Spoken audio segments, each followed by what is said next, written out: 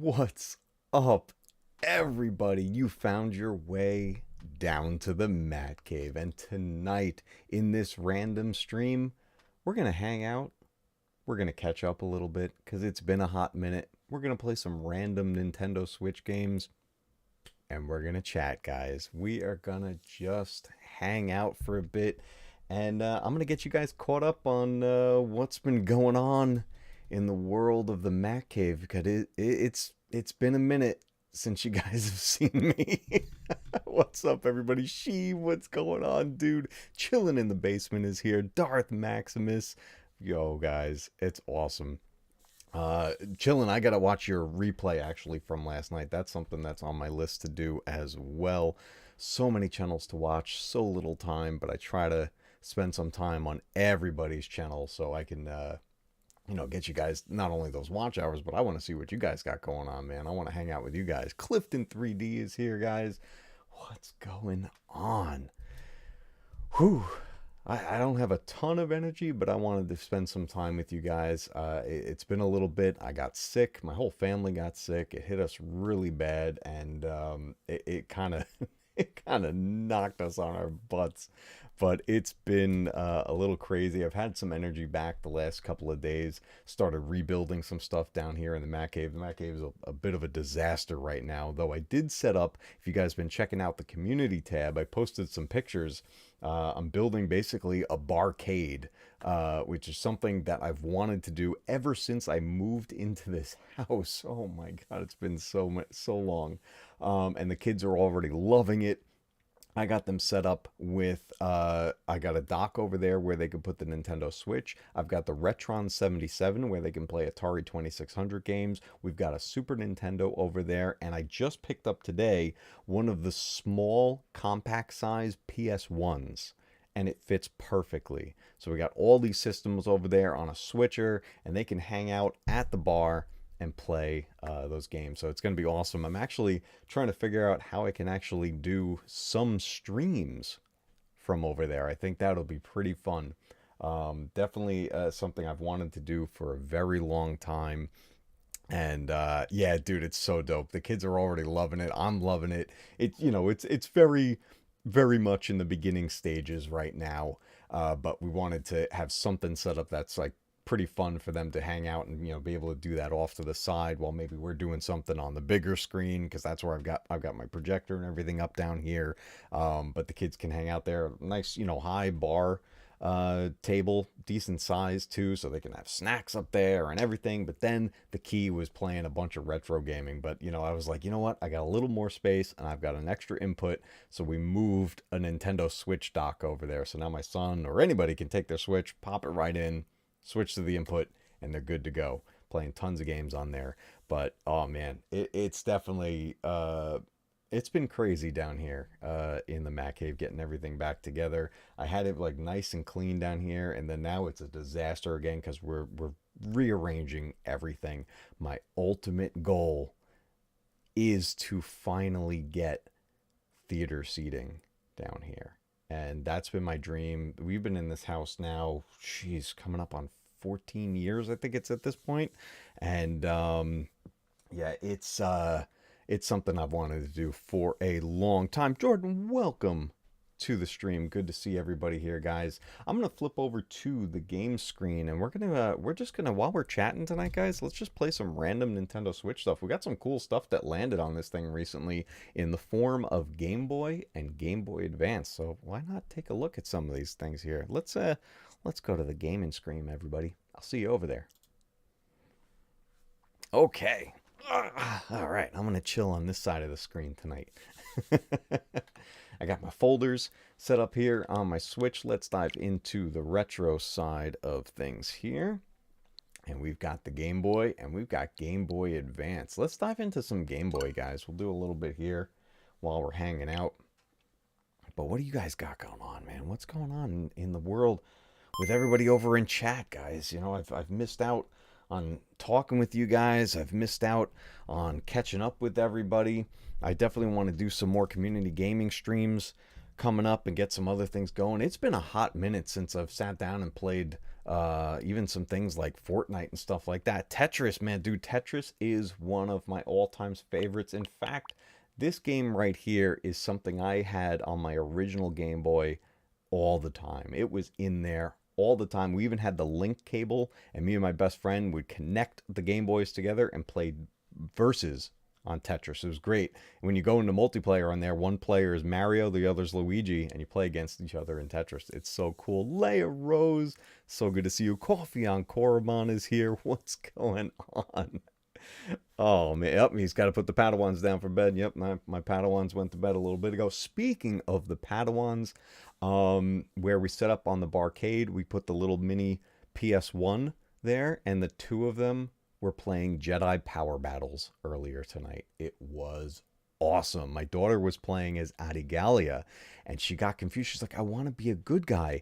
In that game, Adi has like a pink lightsaber.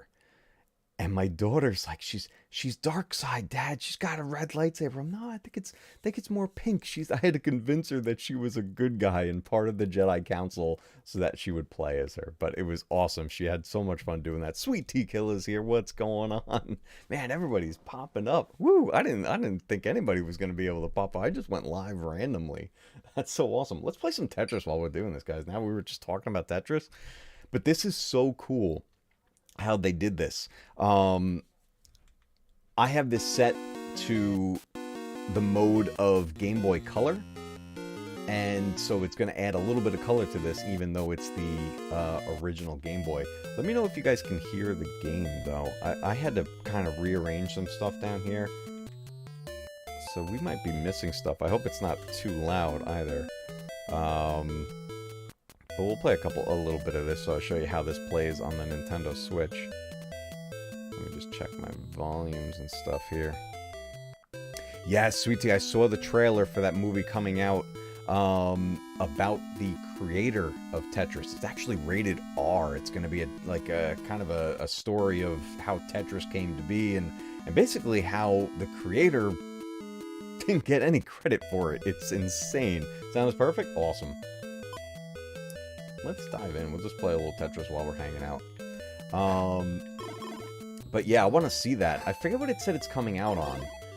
But I love stories like that. Real life stories talking about whether it's the making of a movie or behind the scenes of a game. I'm just going to adjust a quick setting here on my side here. Yeah, the stuff about gaming history is so great. I also love the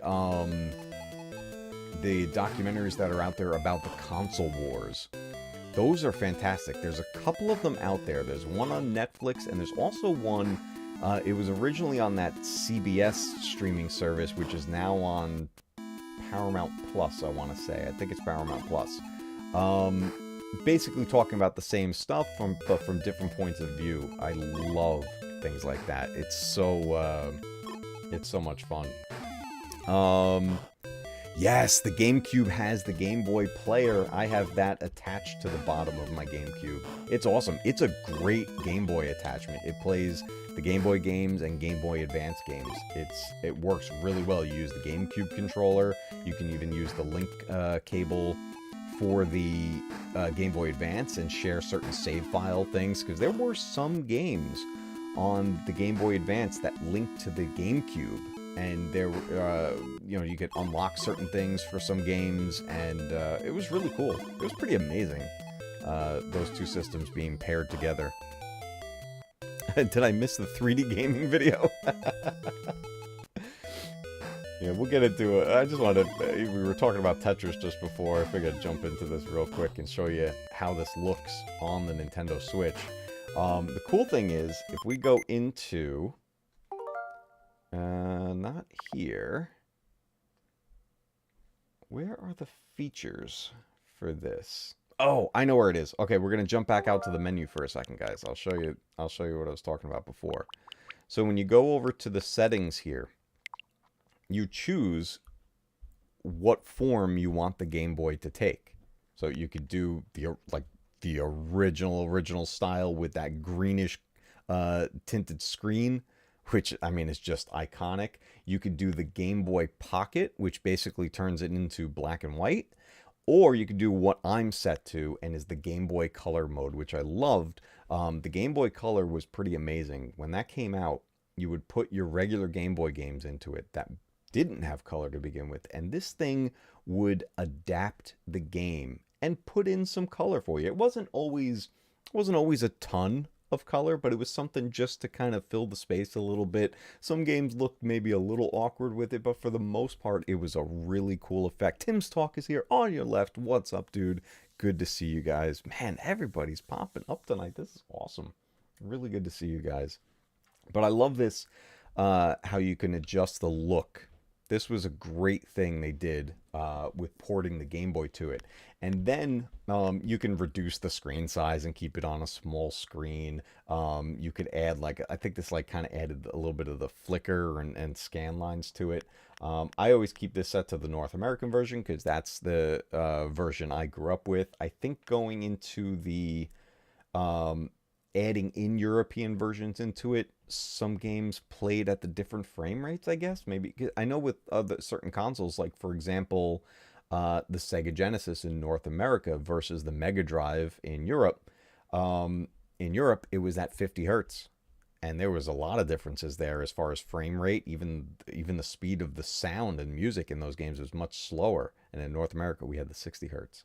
But I keep it like this, but it's all set to whatever preference you want for the games, which is great because you can customize your experience to whatever you want it to be. And the Game Boy was one of those games that one of those handheld systems that I had for years. I remember when I first got that, burning through batteries on that thing, and always having that with me at some point to play it with whoever might be around, because they were great. Saint and Whisper, what's up, man? Welcome to the stream.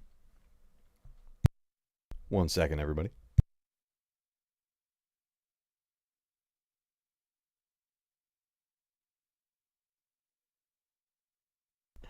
The wife came down. Here's another great title on here, guys.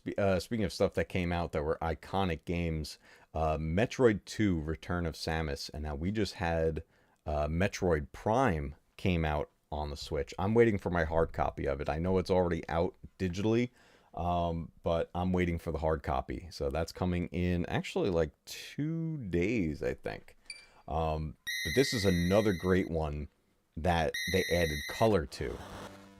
So then you get like the red armor and everything here, which was just so cool because you play some of these games on the original Game Boy, and yeah, it looks all green and everything like that. So it's so cool to see it added like to look like this and gets closer to the NES version of it. Angry Canadian here is what's up, dude. But I think I had a save file going on here. Yeah, I was playing this the other day. It looks like it started me right in the save file here. I wonder how I get to... Can I just, like, reset the game and do the beginning of it? Oh, no, it goes... Wow, weird. It puts you to your save file no matter what it looks like. I remember getting stuck here. So I wasn't sure where to go. But I first found from Super Smash Brothers. Oh, what are you? Oh, Samus. You the first played as Samus in Super Smash Brothers? Oh, wow. I remember playing the original Metroid on the NES. One of the hardest games I ever played. Still to this day, that game is tough. I'll tell you, this is where I got stuck here the other day, guys. So you shoot this thing and it goes into the wall. I have no idea what to do with this. I have like blasted it with this thing. I've put the charges over here. I have no idea what to do with this. So I've kind of reached a dead end in this game. And I'm sure as I play through it and everything, I'm just going to end up finding the way. And it's going to be like one of those moments of, oh, why didn't I go that way?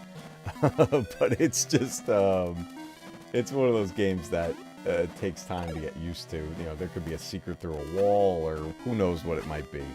But so cool how they add the color to this. I love that they do that with these Game Boy games. What else did they put in here? Okay, an absolute classic. The Legend of Zelda, Link's Awakening. This game is one of the best Zelda games, and adding color to it was such a great move, especially with these opening cutscenes that have. This is what I love when old school games like this, whenever they had actual cutscenes, it blew me away every time. Because you never would expect, but you actually get some green on Link there. This game was in black and white, and this game has since been remade.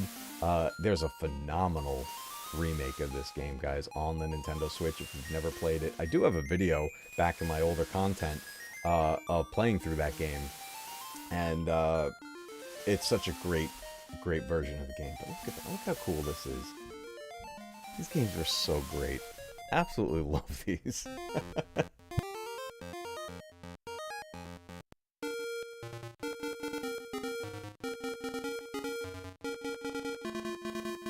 There we go. I love it. It's so cool. Down a little bit more there. Okay, there we go. Sorry. I had to put my system back together before doing this. It was, rearranging, like I was saying earlier, a whole bunch of stuff down here in the Matcave. What is this? Oh, did my son start playing this? There was already a save file listed as AAA. That's weird. I haven't played it yet. I guess maybe my daughter played it or something. I think they should bring GameCube games to the Switch. I have heard, Jordan, I've heard a rumor that is in the works as one of the things that's going to be added to that extra bump, that extra tier to the Nintendo Switch Online service, where you get like the N64 stuff and now the Game Boy things and everything there. I've heard rumors that the GameCube ports are going to be what's coming next. I wasn't actually expecting to get Game Boy so soon. I thought they were going to be holding off on that. But they surprised me with this. This was one of those drops that I wasn't expecting, and then we had that Nintendo Direct the other day, and they announced it. And then not only that, they're like, yeah, we're doing Game Boy, and it's available now. I couldn't get my Switch out of the dock fast enough. I just was just beyond excited. The Game Boy is one of my favorite systems of all time. But look how great this looks. Just add a little bit of color to it, and it brings this game to life in a whole new way. Right? I mean, every house having a different color to it. Link obviously wearing his classic green uniform here and all that tunic and everything. But yeah, this is just something that it blew me away when the Game Boy Color came out. Let's take a look and see what else is on here, because we got still the Game Boy Advance to go through. So, you get Super Mario Land, the 6 golden coins. This was the sequel. This was another great one that the original Super Mario Land, the sprites were very, very small. Like, Mario was tiny, and all of the objects were reduced in size. It was very limited what could be done in that game. But when the sequel came out, and then the ones later on after that, they increased the size of the sprites. And now we've got basically a full-size Mario. Oh, I found like a bonus thing here already. Let's come out of here. I forgot that there was an overworld map to this. Jordan says, what if they brought Dreamcast games to the Switch? They put Genesis on here. Could you imagine? I love the Dreamcast. The Dreamcast is one of my favorite systems as well. It's so underrated. The Dreamcast was more powerful and more capable than both the PS1 and the N64 combined. That thing was able to do more than people realize. It could go online. There was all kinds of stuff. The graphic levels, too, were in such a high resolution. And it was far more capable. It had some great games on there, too. Jedi Power Battles, we were talking about that before. My kids were playing it today on the PS1. And don't get me wrong, the game is great. But the Dreamcast version, far superior. Ooh, look at these guys. But yeah, this game gave much bigger sprites when they got to the sequel here. I think it's like even bigger in the third one. And then it started to do the spin-off to the Wario games. But this, looks more recognizable as a Mario game. Some enemies here that you don't normally see in other games, but, things are familiar, Mushroom and everything. Look, now he's like even bigger at this point. So, and it added color to it, but it's like a weird color palette, right? This is like, it's almost like kind of pinkish looking here. Definitely a strange look for Mario, but, I thought this was great when this first came out. It was amazing being able to see these changes, because originally playing these games in not just black and white, but in a green screen, basically. Look at that guy, that guy's nuts. It was just very cool to get these changes, but really cool things that they were able to do with this. I don't see any reason why Nintendo couldn't port things like the Dreamcast, or the GameCube especially, their own systems. There's definitely emulators out there. Dolphin is one of them that does not only GameCube games, but it also does Wii games, and it works great. Like any emulator, sometimes there's a little work that goes into it just to get it to function the way you want it to. But once you do, it worked great. There's no reason why they couldn't bring those things to life on this Switch. I know the Switch is not as powerful as other systems that are out there right now, the PS5, the Xbox. I get it. Nintendo has always been, technology-wise, they've always stayed kind of back behind what else was going on. And that set them apart from the other systems. And I think in a lot of ways, in a good way, their systems tend to be more family oriented. Think about the Wii. Think about the Wii U. It was all about bringing people together and doing, whatever the gimmick was. It was motion controls at that point, right? But the other systems really weren't doing much of that. The Xbox 360 with the camera and everything, and those motion games, those, God, I played a whole bunch of those. I don't know about anybody else, but I thought a lot of those games were pretty awful. And then the PS3 had the Move controllers, which worked all right. There was a camera that it looked at, but it would start to go off a little bit, and it wasn't very accurate.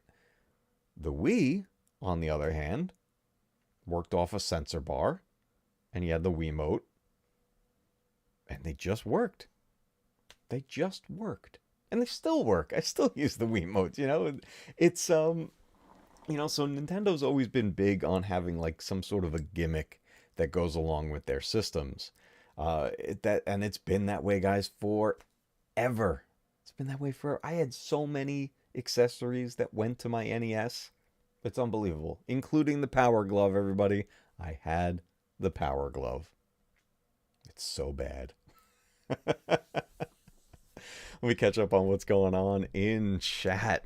Let's see what's going on. Think about Just Dance or Wii Sports. Yeah, Wii Sports is phenomenal.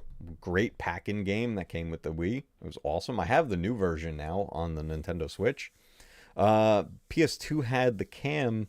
Too wishy-washy. Yeah, PS2 had the camera. It wasn't great quality. I did like the headset I had with my PS2. I did have the Ethernet adapter on my PS2 so I could play online games like SOCOM, Navy SEALs. That game was phenomenal. Absolutely love that. Chillin says, I won't be in chat much. I'm door dashing. No worries. Rig updates aren't going to magically appear where I said it. Yeah, no worries, dude. It's all good. Hey, man, if you ever got questions about doing your setup and everything, I know you got that new desk and you're getting everything rearranged over there.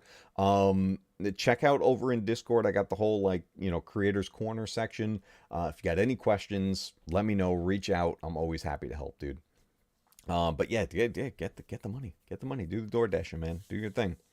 Heart rate monitor for Mario Party live streams. You guys were digging that heart rate monitor, huh? I'm still trying to get over that fear. My God, that Dead Space stream, that messed me up, guys. That was rough. This thing's cool though. This watch thing, this Apple Watch, it's pretty funky.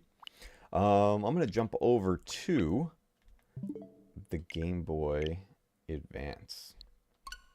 I'll dive into this a little bit. Jordan says I'm door dashing to my Nintendo Switch. Yeah. I love the Switch. I think it's such a great system. Both handheld and docked. I'm playing it docked obviously right now using the Pro Controller on here. Okay, so there's a great starting lineup here of games. Not a ton, but we've got 6 games here. That are, we got the WarioWare Inc., which is a whole bunch of mini games.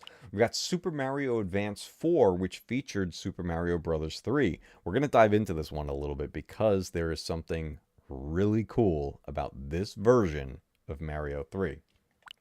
We got Mario Kart Super Circuit, awesome game. We've got this game which I have never played, and I can't wait to play it. Mario and Luigi Superstar Saga.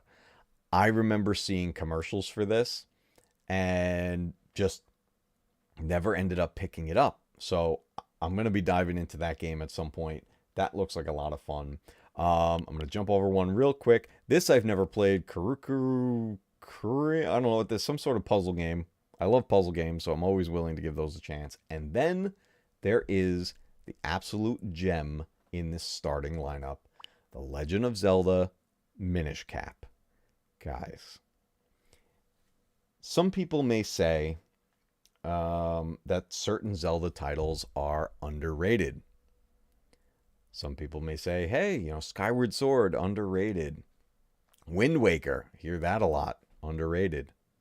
Guys, Minish Cap, in my opinion, is one of the most underrated Legend of Zelda games of all time. This game is phenomenal.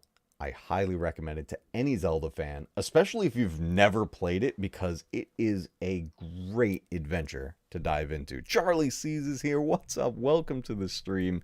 Good to see everybody. Good to see everybody here tonight, guys.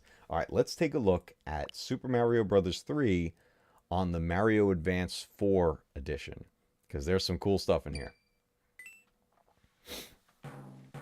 So I love these Mario Advance games that came out because they would feature different Mario games with a little bit of a spin on their graphics, up it, kind of very similar to what Mario All-Stars did. And this game lets you play the original Mario Brothers game that I had back on the Atari 2600 and the old arcade game. But when you play the single-player game, you hear that? I'm going to turn my volume up too, I can hear it. This game features voice acting.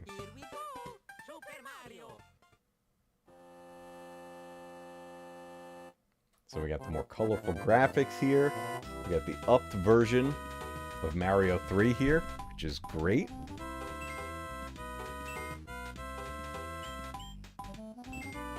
Let's go to World 2 here.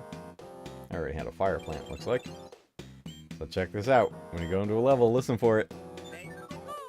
Let's go. I love it. We get voice acting in Super Mario Bros. 3. How cool is that? Woo!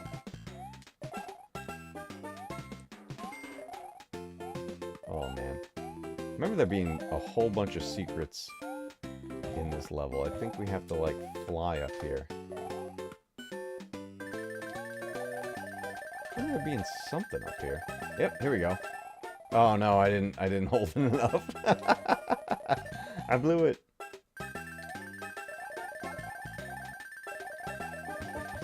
Oh, I can't go up that one. Oh, I must pop out somewhere from that one. I thought there was more secrets in this level. Oh no, that's a really short level. See that? I love that.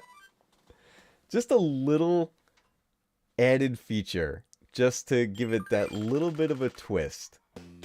Just a little bit of voice acting. But who would have expected that in a Game Boy game? I think it's awesome. Black Dragon, what's up, dude? It says, just got done with Master Pole's stream talking about book 2 of the Thrawn trilogy. Nice. Nice. The original Thrawn trilogy, right? I think that's what he was covering, right? Scotty, what's up, dude? Welcome to the stream, man. I just went live randomly, dude. Oh, man.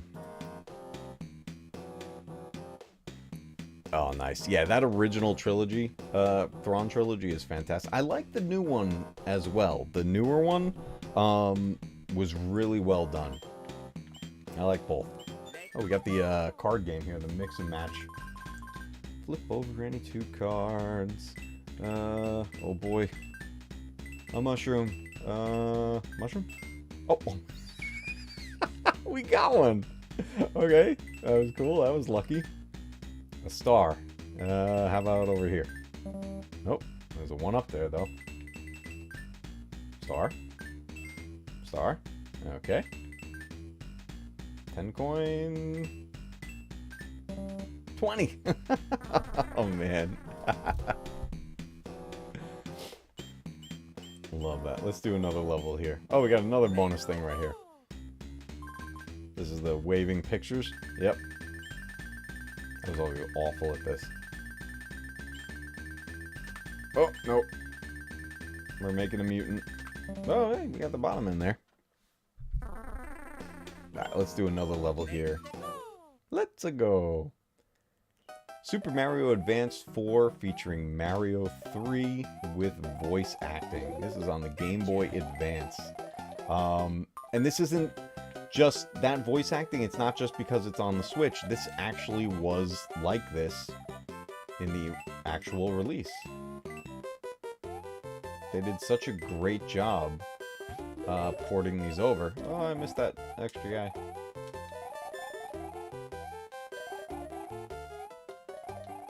Hey. Hey. Man, these levels are really short. I forgot about that. I love that. I think that's so cool. Game Boy Advance was such a powerful handheld system. There were actually some games that came out on this handheld that the developers pushed it too far, actually. Because there's definitely a lot of capability in this system, but it's got its limits. What's up, Steve? Good to see you. Yeah, we're diving through some random Nintendo Switch games tonight and looking at the recently released Game Boy games on here. One of the games that pushed the limits on the Game Boy Advance, and it just was pretty much unplayable, was a Millennium Falcon game. A Star Wars Millennium Falcon game on the Game Boy Advance. This game was pushing the 3D capabilities way too far. And, you know, the game would start up and then it would just slow down to a crawl, and you're in like full 3D trying to fly the Falcon and fighting TIE fighters and all kinds of stuff and flying through obstacles, and the hardware just could not handle it. I don't know if that game ended up being playable on things like the Game Boy Advance attachment for the GameCube or any other later systems that allowed you to play the Game Boy games on them. I'm curious, though. I have the Retron 5 that plays the Game Boy Advance games, and I'm curious. Maybe I should try to get my hands on a copy of that game and see if it runs well in that. because it really was the hardware is what was holding it back. There was just too much going on in that game, and it just couldn't handle it. So, unfortunately, even though it was a Star Wars game, it flopped. It was a failure because it couldn't be played. It just didn't work well.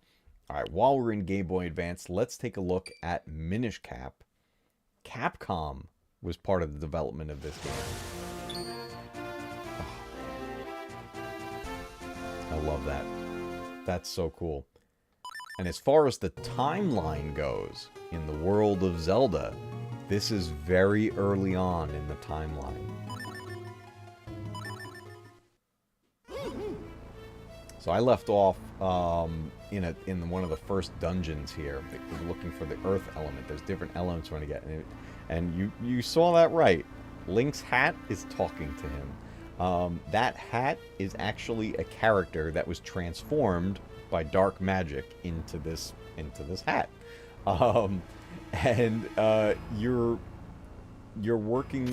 You're trying to find these different elements to stop this dark magic, this wizard that came out and turned Zelda to stone. And you're working with these tiny beings in the world of Hyrule known as the Minish. And they are tiny. And there's also like kind of rules with them where only children can see them. So you hear adults talking about the Minish and talking about legends and stories and fairy tales about these creatures. And kids will tell stories saying, well, I saw one the other day and he ran under there and there's all these things. So you find this ability to shrink yourself down and be in that world and meet the Minish. So it's really cool. But this game works like a classic Legend of Zelda game where you get the dungeons and you're looking for, you know, the end boss battle and get whatever item it is that you're going to need from it. In this case, you're looking for these elements to get you a certain ability in the game.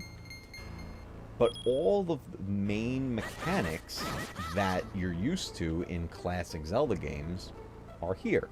Now, there's going to be certain things that end up working towards different mechanics in this game simply for this one, for certain abilities that you can do in this game, as every Zelda game does. Like here, we could pull, well, we had these in Link to the Past, pulling, wait, how do I grab that? Here we go. You can pull things like this in Link to the Past. But then there's these mushroom things, which I don't remember finding these in any other game. There we go. We can help you boost over to different areas. I don't remember those being in any other release. I could be wrong about that, though. If I am, correct me in chat. Steve says, can't hang, we're starting The Last of Us now. Nice! Have fun and good to see you back. Thanks, man. I appreciate you swinging by. Enjoy The Last of Us. Are you catching up, like catching the latest episode, or are you starting the series from the beginning? Either way, you're in for a treat. Because, man, what a phenomenal show. Last of Us is great. Okay, so here's one of those, Phil McCracken, what's up, though? You play your games on easy mode? That's right, Phil. I do. So this is a cool feature right here. So you go into this log, right? And then you get two doorways. But you can change where the doorways come out because you can spin it. And this was one of the cool things about the Game Boy Advance, is that it had some 3D effects that worked really well, like that, for example. I always thought that was so impressive on the Game Boy Advance. I'm not sure what I need to do yet. Oh, what do we got up here? Oh, here we go. Oh no, I fell off. Definitely gonna be puzzles in a Zelda game, but plays just like a classic Zelda game. The things you would think of to try. Oh, I guess I did this already. You know, give it a shot and it's probably gonna work, because this was a much later release in the world of Zelda games. It came out on the Game Boy Advance, and there was a whole bunch of games prior to that. So playing this game like you would any other Zelda game is definitely going to work. Still find it amazing how you can explain the backgrounds of these games while doing such a good job playing that. I appreciate that, man. I don't know. I like talking about these games, and they're just, it's just so much fun to go in back to these games. And I'm like, you know, I haven't played this one in years, so I'm like, I don't know why you guys are putting dirt down there. But I don't know what that does, but it's been years since I played this game, so it would take quite a bit for me to figure this all out. But I wanted to show you guys Minish Cap real quick, because this is one of my favorite Zelda games, and there's a surprising amount of Zelda fans that have never played this. So I highly recommend it. Minish Cap on the Game Boy Advance, which is now available on the Nintendo Switch. Alright, I'm really curious about this puzzle game. I don't know what this is. I've never heard of it. Let's give it a shot. Let's give it a shot. What? What? What am I looking at?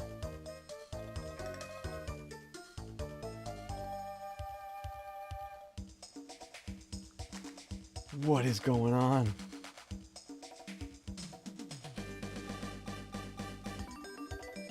Like an egg copter.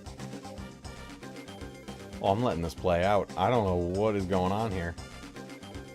Maybe this isn't a puzzle game? Blood Dragon, what's up? Welcome to the stream.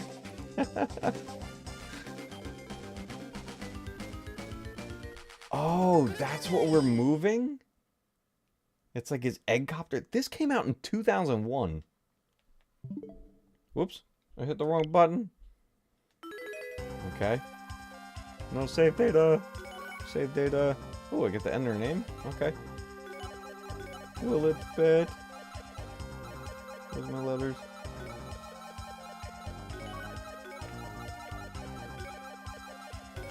Yay!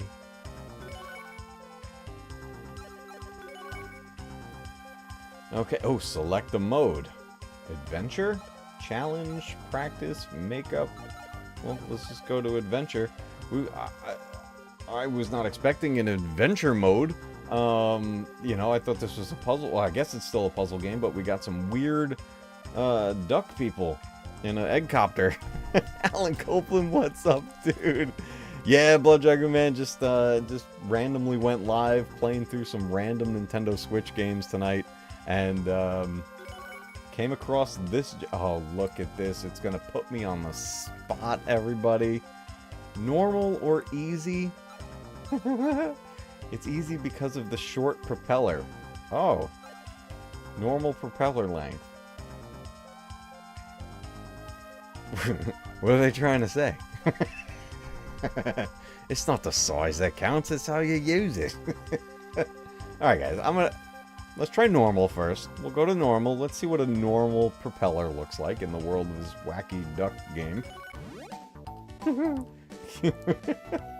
My kids got lost on another land. Can you go rescue them? Alright. These guys are trippy looking. Do you want to train? Yeah, train me. Teacher hair. What is this game?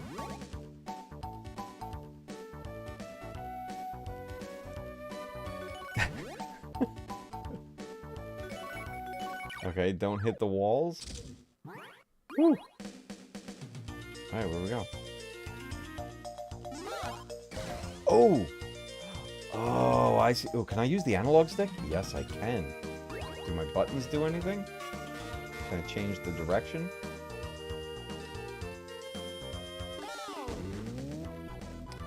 Okay. Okay, so obviously easy mode would be a shorter propeller, making it easier not to hit the walls. But that's interesting.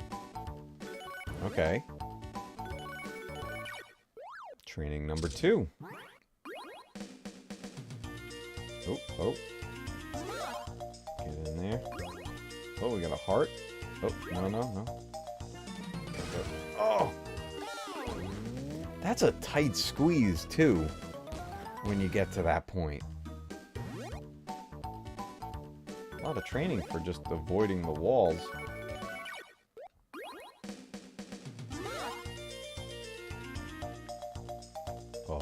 Oh, man, I thought I made that. Okay, you gotta wait for it. Wait for it.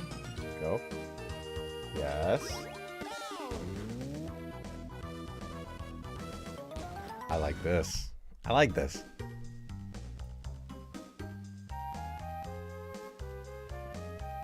Let me move up. Ugh, like backing into my green screen.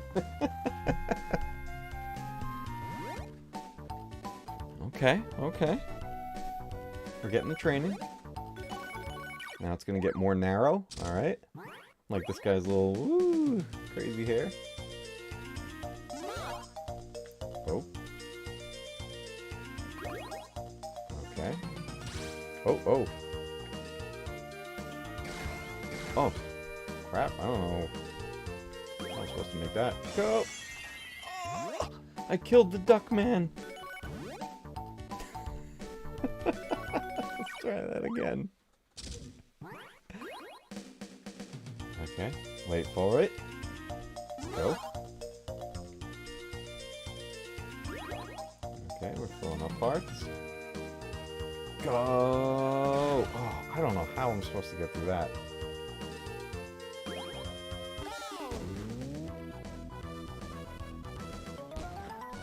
Like, I'm not controlling that spinning. That's just going on its own.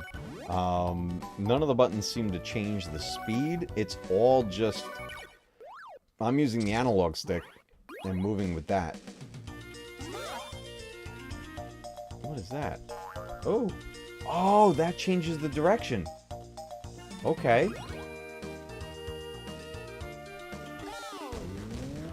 Okay.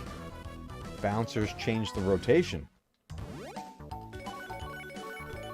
Huh? Yeah. Okay, let's go to the grasslands. Let's do this. Grasslands number 1. Go slowly to get used to the controls. Okay. Let's go, Duckman. Alright, this is like... Ah, I was just gonna say, oh, nice and wide opening. And I hit the wall. Oh, no. What is that? Oh, boy. Oh! We made it. A new record. Why is the game so good?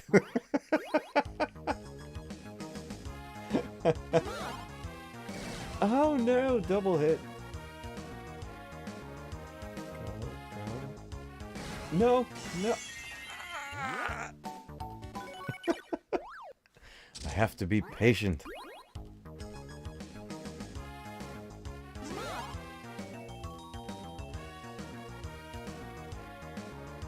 Oh, there is a timer. Wow, that was close. Woo! Oh, we got our hearts back.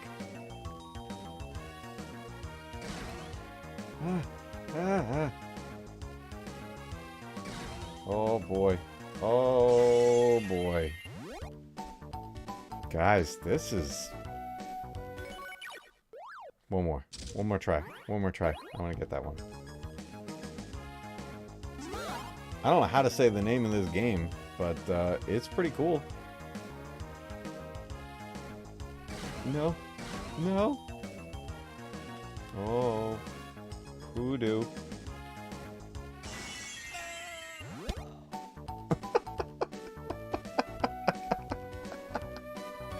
Patience my ass, I want to kill something.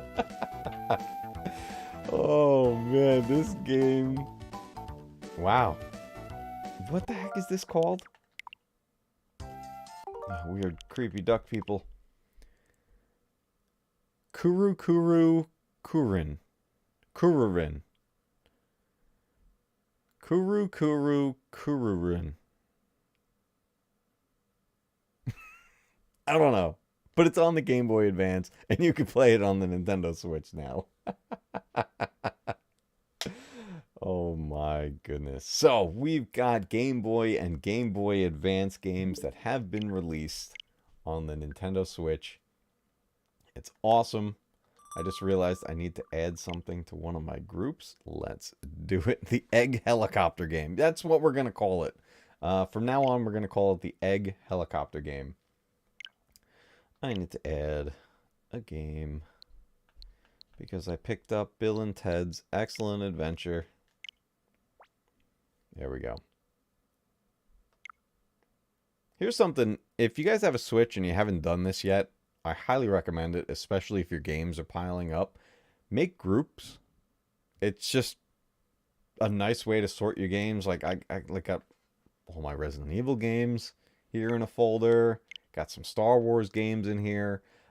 This ability came out like a couple of updates ago on the Switch. It's definitely something I recommend doing. Just it helps sorting through the games a little easier. Oh, excuse me. Man, I still don't have a whole ton of energy yet. Alright, let's take a look. So we're going to look through the retro section here. This was such a... Angry Canadian says, Kurukuru means spinning. Good call. Well, it makes perfect sense.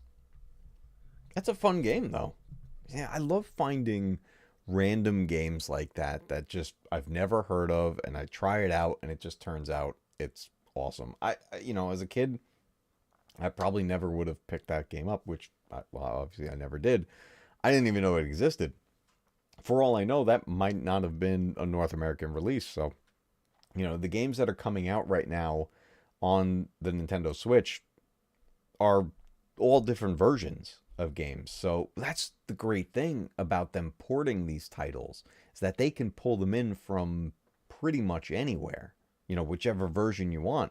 If Nintendo wanted, they could put the North American versions and the PAL versions of every game, you know. It's something that they definitely could do. Star Wars Obsession, what's up, dude? Dude, I'm playing some random stuff, and it's actually funny that you just popped in, because I was just thinking of diving into a little bit of Mega Man right here. Legacy Collection 2. Get some of the later stuff. He says, Kururin, I'm not sure. I'll ask my wife. Hey, if you find out, let us know. This is a cool collection right here. Look, starts with Mega Man 7. We got 7, 8, 9, and 10. Woo! Some insane games. That's right, Mega Man. Let's dive in. My God, Mega Man 7. I haven't played this in years. This is like, when you get to this point in the series, lots of cutscenes, and the animation was definitely amped up like crazy. So many different robots that have come into this series. The first 6 were on the NES. I believe from 7 and 8 were Super Nintendo, right guys? This was SNES. And then 9 and 10 are actually... Those came out years and years later. I got them originally on the PS3. And they were brand new Mega Man games. It's just they were done in the 8-bit style. So it was pretty cool. But, why do I know that name? R.I.P. Richard Belzer. Why do I know that name, Black Dragon? Who was that? Always hate to hear losing anybody in this world, but I'm not sure why I'm having a brain fart right now.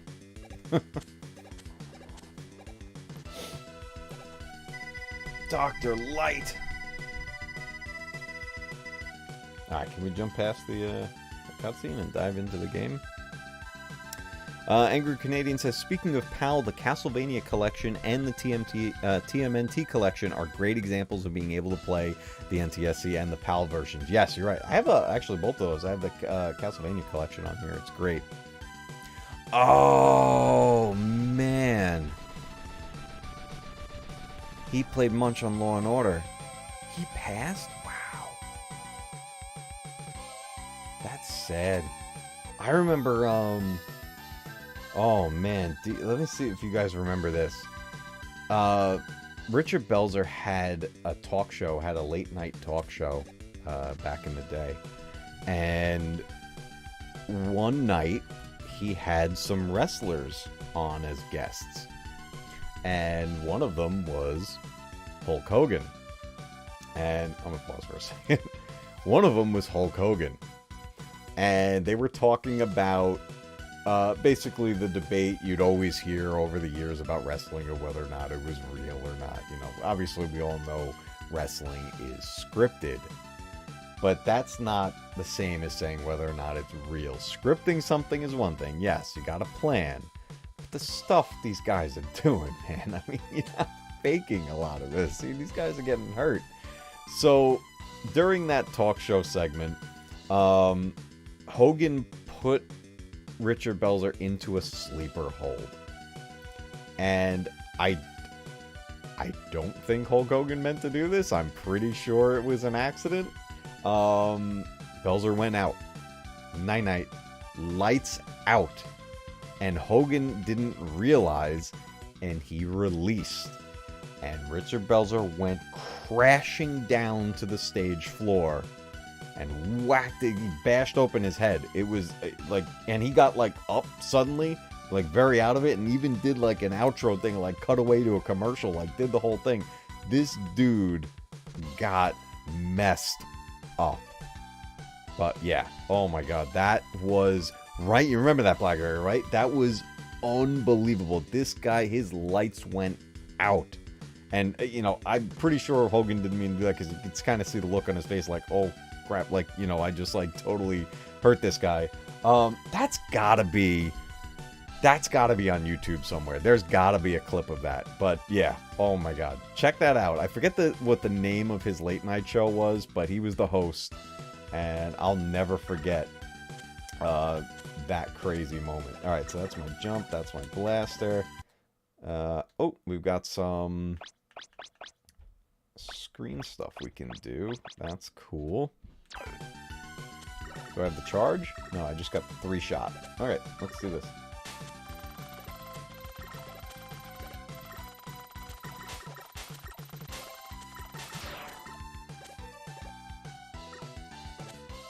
Man, this one looks great.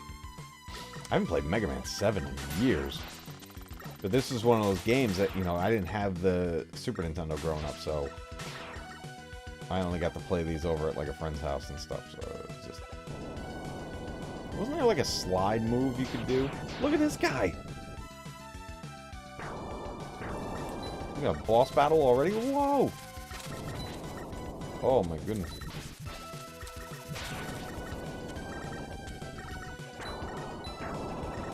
Oh. Oh my goodness. Get this guy. Yeah! Taking him out. Woo-hoo-hoo! We need some energy.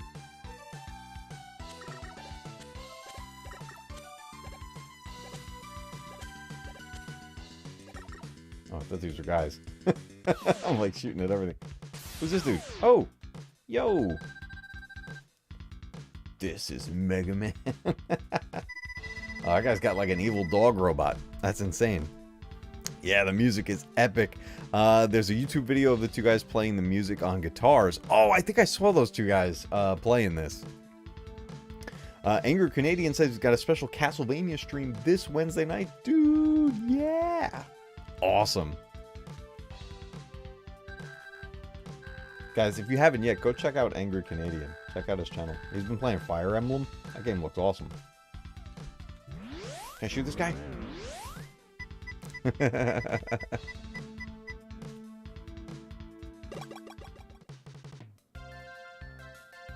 Password.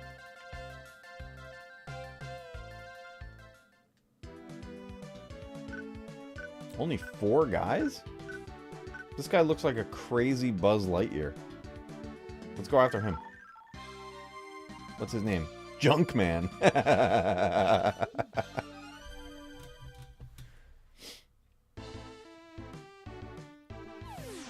I like the artwork around the border.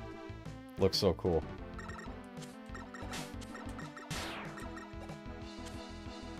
Woo! Almost didn't make that jump. Oh! What the? Yo, creepy, creepy.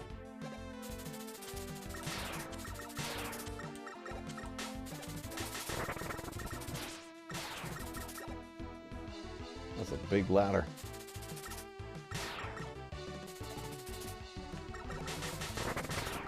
It's like robot cockroaches.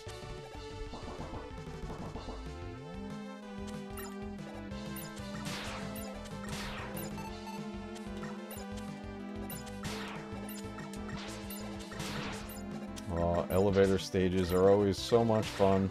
And a bunch of those in Ninja Turtle games.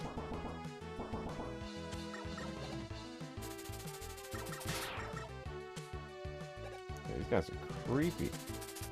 Oh no!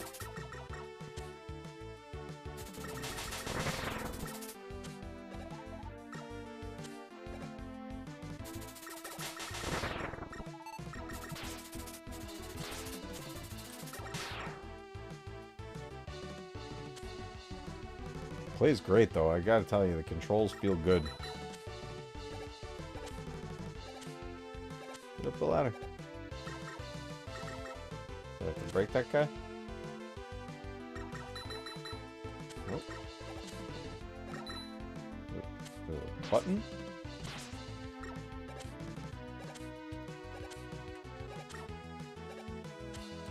How do I get up there?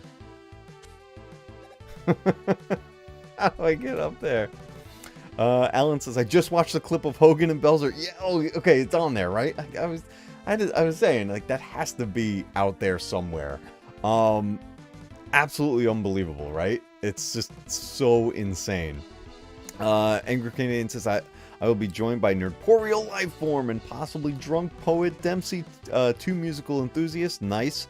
We'll be talking about the first 3 Castlevania games' music. That is an awesome topic. We're definitely we're gonna dive into some Castlevania tonight as well. I got that collection. I'll show you guys that too.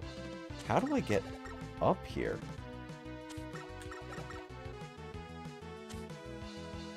Did I miss something? No, there wasn't another way. It's only this way. Solid Snake, what's up, dude?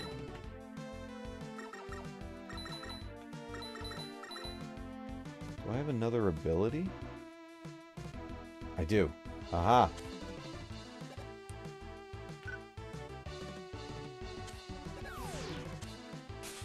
There we go. Totally forgot about the dog.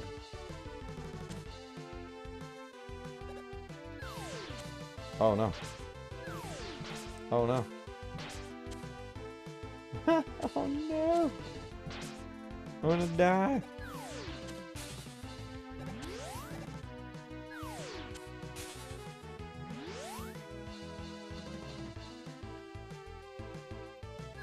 He won't land here.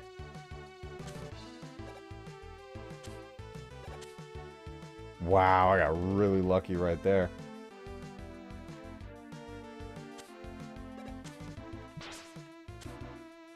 No.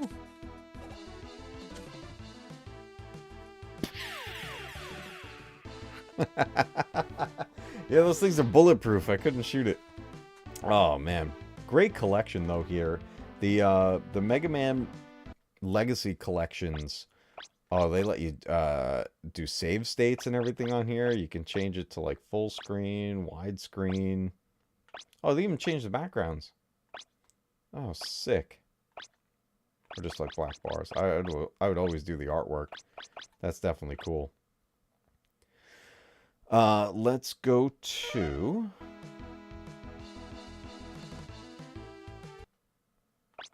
How do I get back to...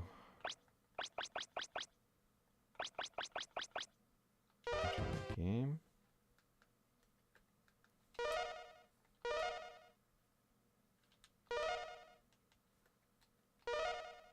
No, come on. What am I doing wrong?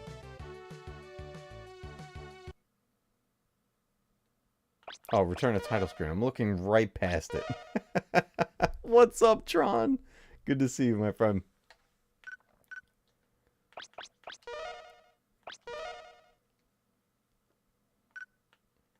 No. How do I get back to the main menu? That's weird.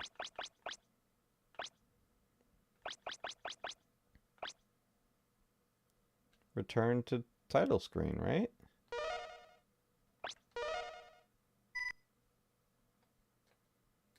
I guess it makes you just start the game over? That's unfortunate. That's like a weird, like, loop that you have to do there. That's definitely funky.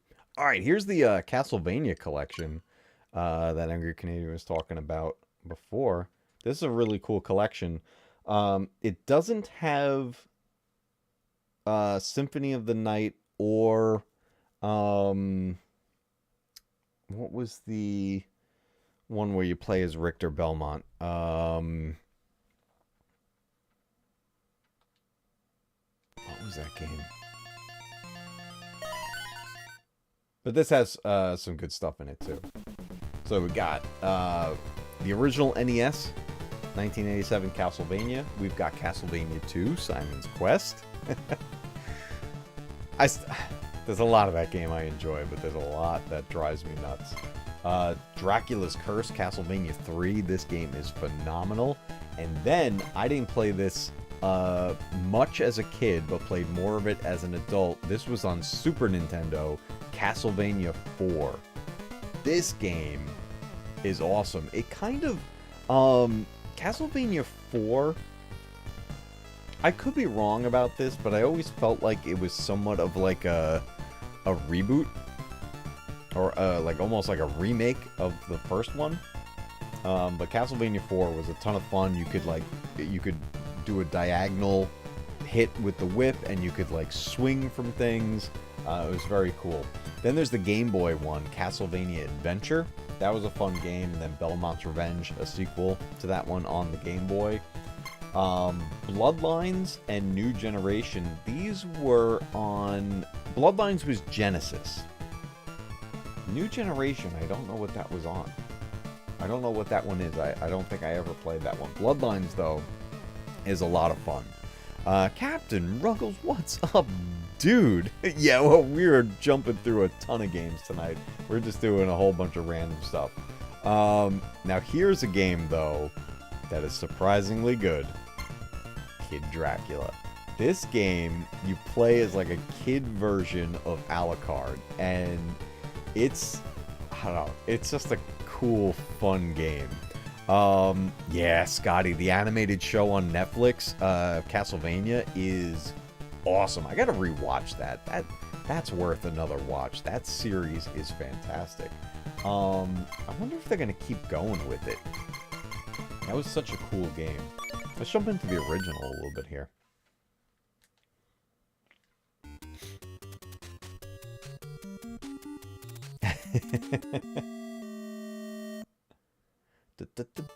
It's like forced in the widescreen. Can I change that? Display settings. 16:9 pixel perfect. Okay, it's like really small if we do that. All right, let's just stick with 16:9, huh?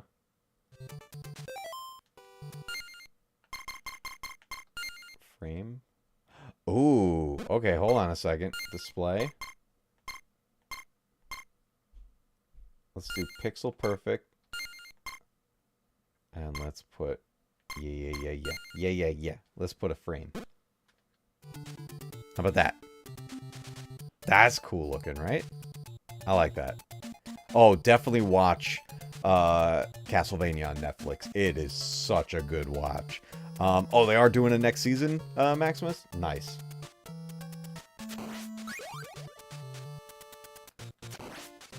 Now, here's something I'm curious about. I forget. I haven't played this collection in a little bit. We're going to know right away when we get inside here. Did they get rid of the flicker? You know when the zombies show up and they just flicker rapidly? I don't know if they fixed that for this collection. Nope, they're still flickering.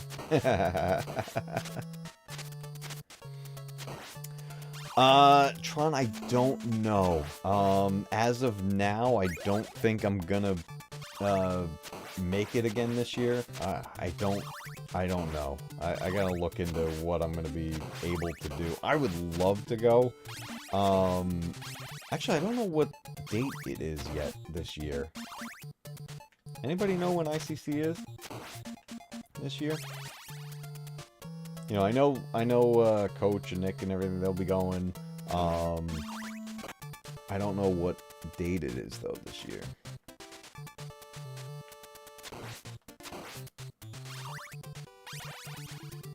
Yeah, they definitely kept the flicker in this, which is kind of interesting. I've noticed some collections recently where they've, like the Ninja Turtles collection, the Cowabunga collection, you can turn off the flicker, which is great.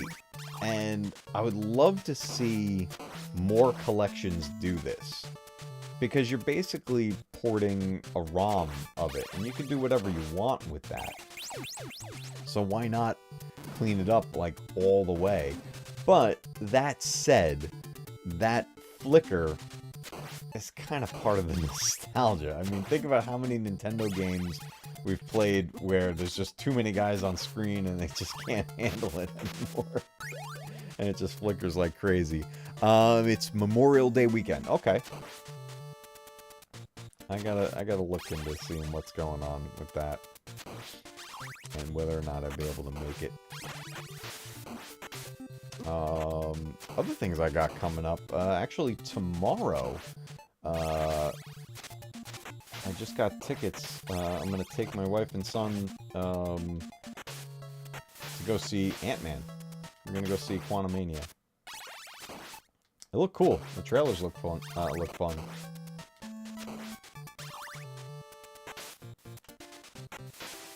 But we're gonna do that tomorrow afternoon, so no spoilers! I've avoided the spoilers! I'll be checking out that movie tomorrow. I'll let you guys know in the community tab what I thought of it. It looked fun. I'm sure I'm gonna be just confused like crazy throughout a bunch of that movie, because there are characters in there that I saw in the trailer. I have no idea who they are, where they're from, what's going on. I know the movie, though, is going to be insane because it's in the quantum realm, from what I understand, pretty much the whole time. So, oh, there's the axe. I love this weapon. Oh, no! And I just got rid of the axe. I didn't mean to do that. I like to use the axe against this, this bat.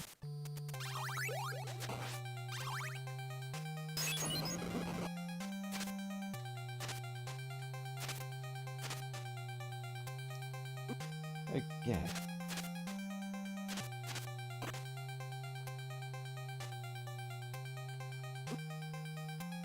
Actually, I can't use that special weapon against this guy.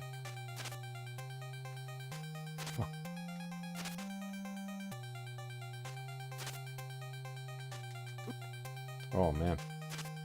I usually wreck this guy with the axe. I haven't fought him with a whip, like, ever.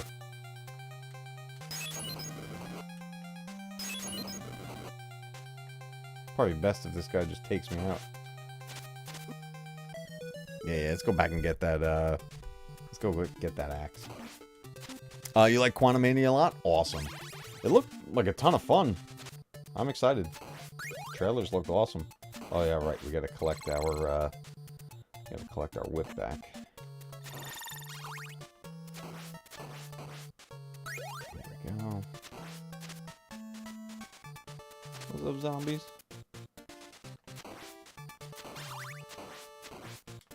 There's the axe. There it is. Don't get the potion.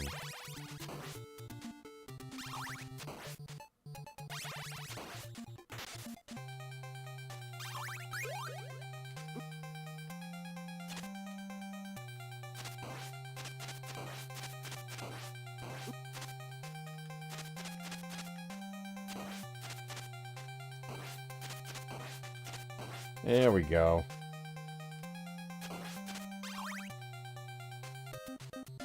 Nice. Yeah, that axe, that throwing axe right there, that is key. Oh man, yeah, original Castlevania on the Nintendo Switch. This collection is definitely a great set of games. Let's dive into the other ones in this collection here. You get Simon's Quest. Simon's Quest, I'm not going to go very far into it, but I want to pull it up here. Simon's Quest is such a divisive sequel, mostly because of its insane difficulty, simply due to the fact that it's almost impossible to know what to do at several points in the game. So it can get very confusing. It's also very different from the first game because it's not action stages. You're going through like a town here, like we're talking to villagers, and this guy lets us know a crooked trader is offering bum deals in this town. Okay, well, so there's bad deals going on somewhere in here. So it's something that we learn from these characters. It's very similar to the second Legend of Zelda game, to Link's Adventure, where you're going through towns and getting information from the townsfolk to know what you're going to do going forward. You almost have to kind of decipher those puzzles and riddles and stuff like that. But still, it can be a lot of fun. Scotty, we're talking about the ICC convention that happens in, well, it was in, I don't even know if it's in the same place. It was in Nashville last year. I don't know if it goes to a different place each time. But it was a cool Star Wars convention, and tons of people that we've streamed with through, whether it was like Echo Base and other different places. They all met up at the convention and hung out. But definitely cool. I wish I could have gone last time. I actually ended up having last year, I had an awesome stream that day with the Star Wars obsession. That day we were invited because Coach and Nick were at the convention, right? And it was a Saturday, and they asked us if we would like to host the Saturday show. So we did. We took over the controls. And that day, people were sending pictures, sending video clips, and we started popping them up live on the stream. And there were some pictures that came through that were embarrassing for some people, and it was just hilarious. I had so much fun that night. We were cracking up the whole time. Oh my goodness, that was... I don't even know if that stream...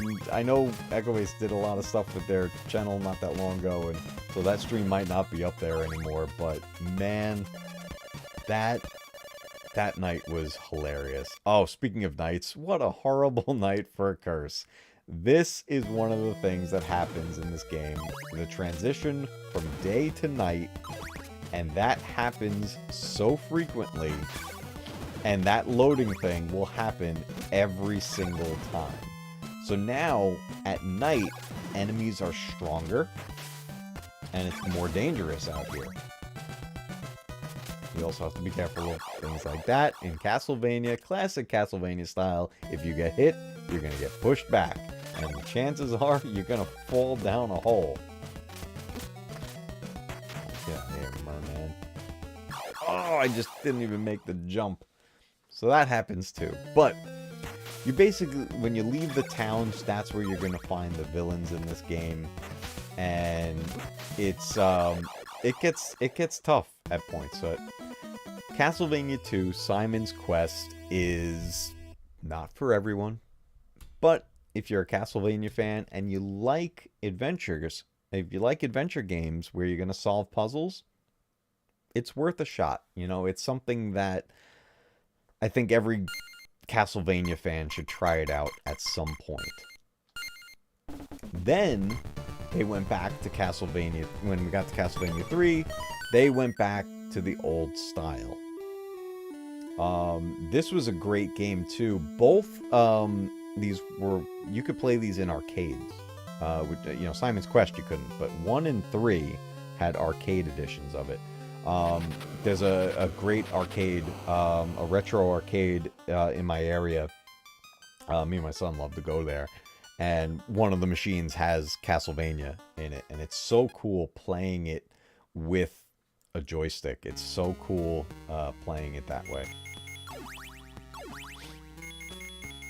But this game takes us back to the classic style. So it's going to be action stages. You know, get the whip, get the items and everything, go through and work your way trying to defeat Dracula.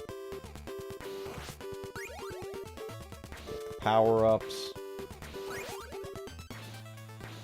So the second game definitely was a departure from its normal style, very similar to what Legend of Zelda did with Adventure of Link. But you gotta think about it, at that time, there was nothing else to compare it to, really. You had the first one, and then there was the second one. You know, there wasn't like a set standard or anything like that when it came to these games. But you can see the skeleton creatures carried over from Simon's Quest, that character model right there. So there's definitely assets that carry over. Oops, I should have went up the stairs like that.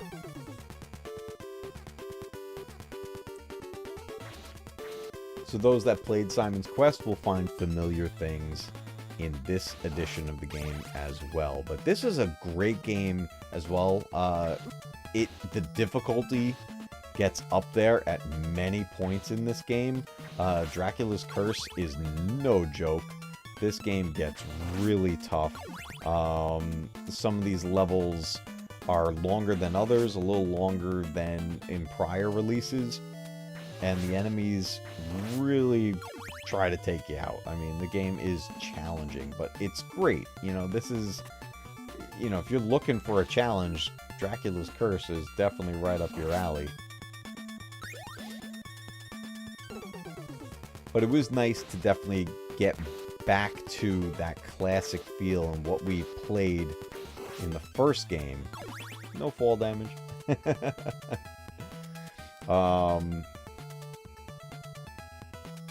And then 4, which we're going to dive into in a minute, on the Super Nintendo, took what was great about 1 and 3 and then just took it to a whole new level, especially with the amped up 16-bit graphics and utilizing abilities of that Super Nintendo system to do things that these games couldn't.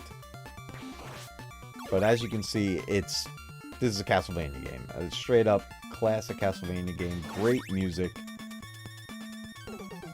Just so much fun.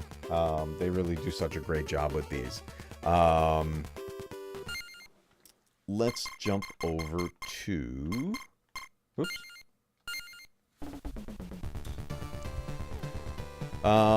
It'll be under the live tab on the main page. Yeah, I was actually... the other day I was looking through... one of the things I love to do, and I've done this with so many channels, I love going back to the older videos on channels, like going all the way back to the beginning. I do that because I love watching the evolution of these channels and seeing like where they started and how they got to where they are now. And I do that every once in a while with so many different channels.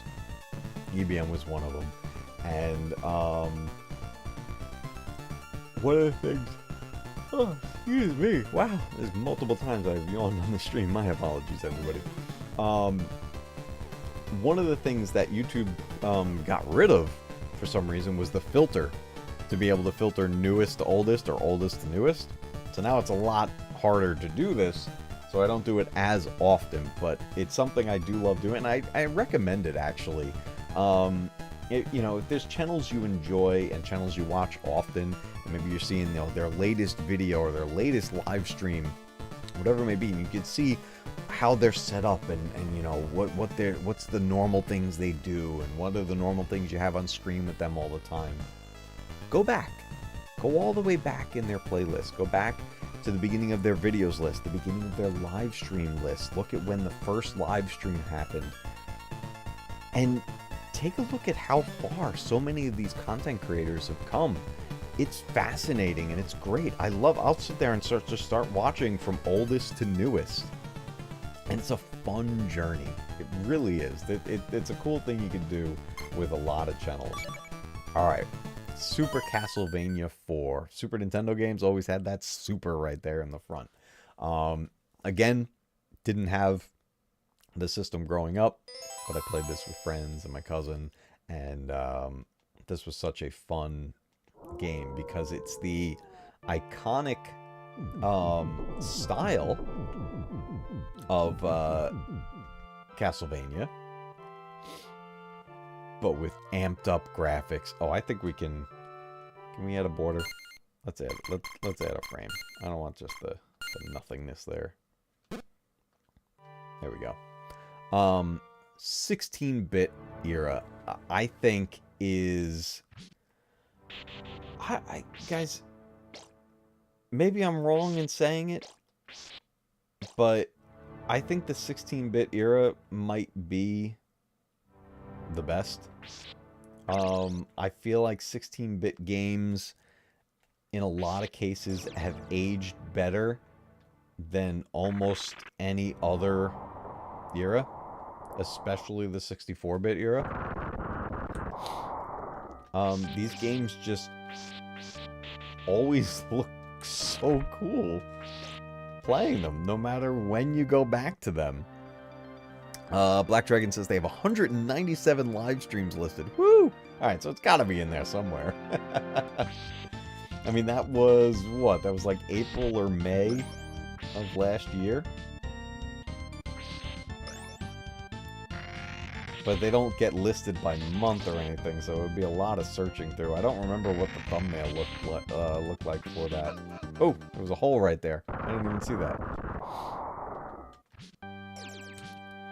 I mean, just look at the power of the Super Nintendo here, just in this opening sequence of this game. Like, that gate coming up and everything like that. That's just so cool looking. Can I not walk down there? There we go. Yeah, look at this. I can, like, whip the chain around. What do the other buttons do? That's that. Whoops. Sorry. Okay. Something to keep in mind, Super Nintendo had shoulder buttons. So there was an L and an R. You do have to go back here to get past that hole. This is an ability you see, like, in Super Mario World. Going back behind the world. Go through those grates and stuff.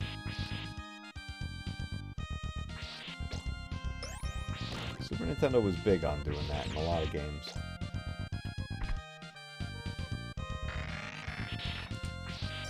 Get some stuff while we're over here. Alright. We gotta get past another hole here.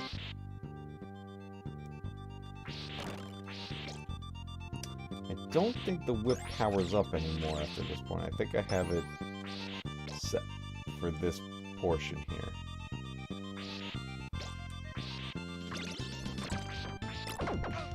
These guys are in Symphony of the Night. There's like skeleton statues that shoot fire at you.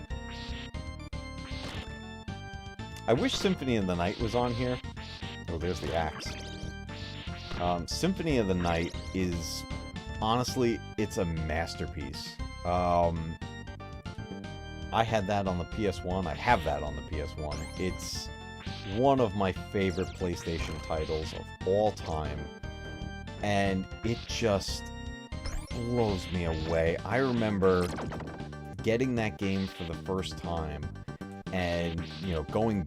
this is at a point where games were all becoming 3D, and that was the big thing with the PlayStation games. And then all of a sudden, we're back to this style.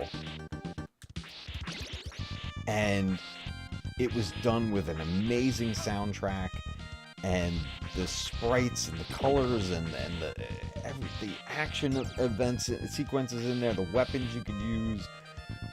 It was so cool. And that's when I realized this style of game was not dead. It wasn't going anywhere. Symphony of the Night really ensured that that wasn't going anywhere. Black Dragon said that live stream was set about 9 months ago. Okay.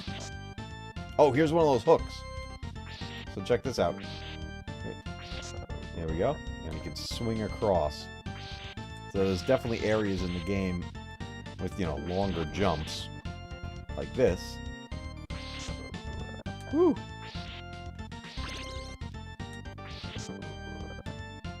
Ooh, that was close. I almost missed. But being able to move the whip in different directions in this one was a game changer, and you have to utilize it.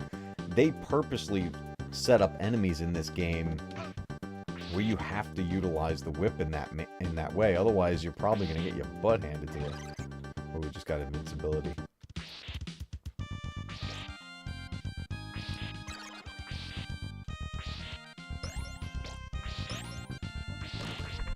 I'll tell you, when I was watching the Castlevania series on Netflix, I was just waiting the whole time.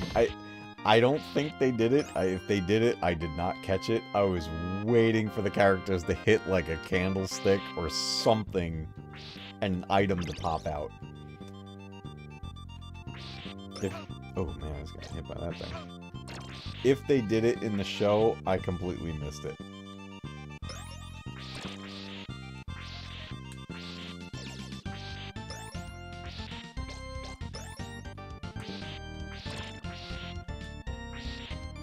So much depth to these scenes here. Oh, horse head. That's creepy. Look at that. Decapitated horse heads instead of Medusa heads. Went through like a demon stable right here.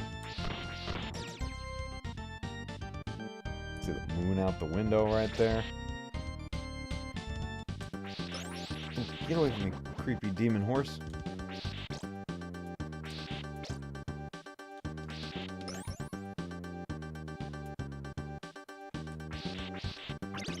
Oh, look out the window.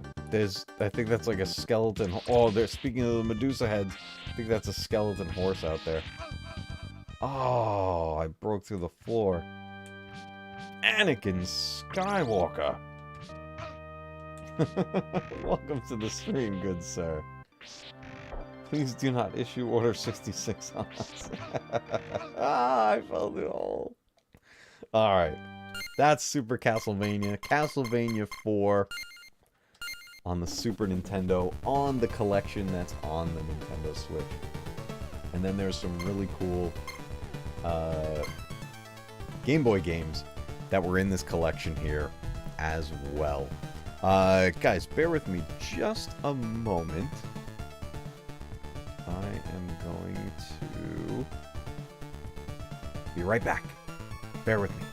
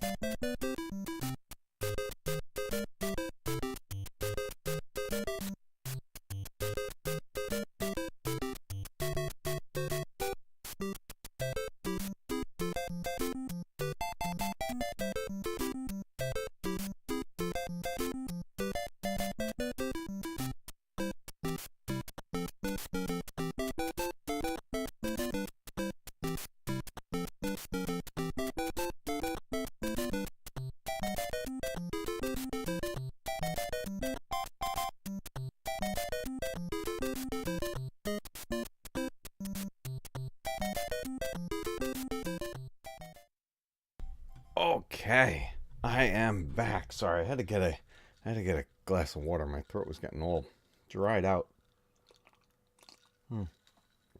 Got my Star Wars cup with my C-3PO. Yeah, pee break. Yeah. Not quite, but I definitely needed some water. All right. So, how long have we been going tonight so far? I haven't even checked. Like an hour and a half right now? Wow.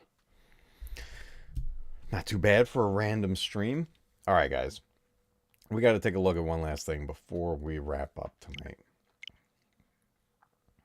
Let's go to my groups. One of the other reasons I love the Nintendo Switch is because they ported a whole bunch of Star Wars games onto here. And two of them are Knights of the Old Republic 1 and 2.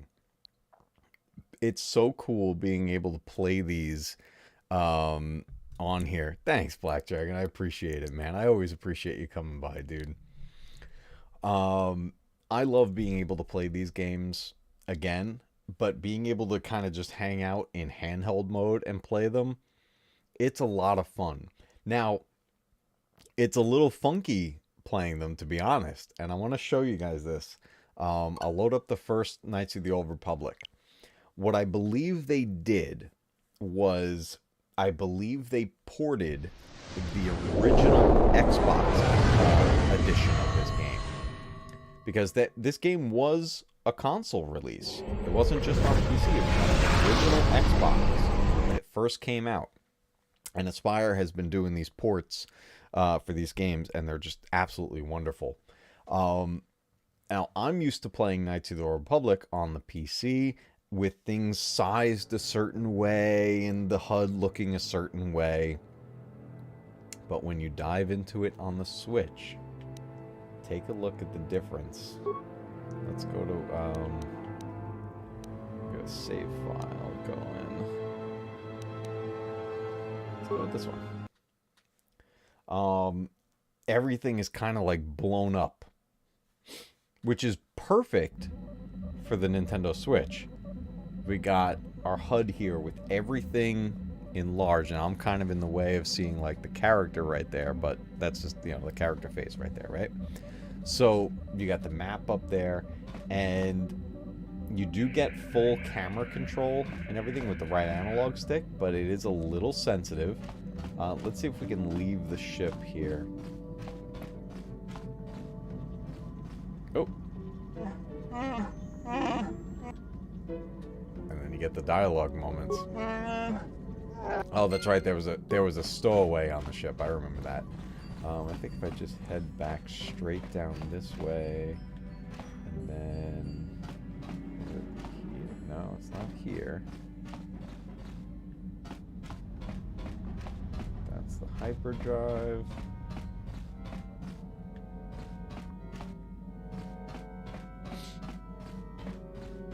Ooh. This character right here, Canderous, by the way, is a Mandalorian.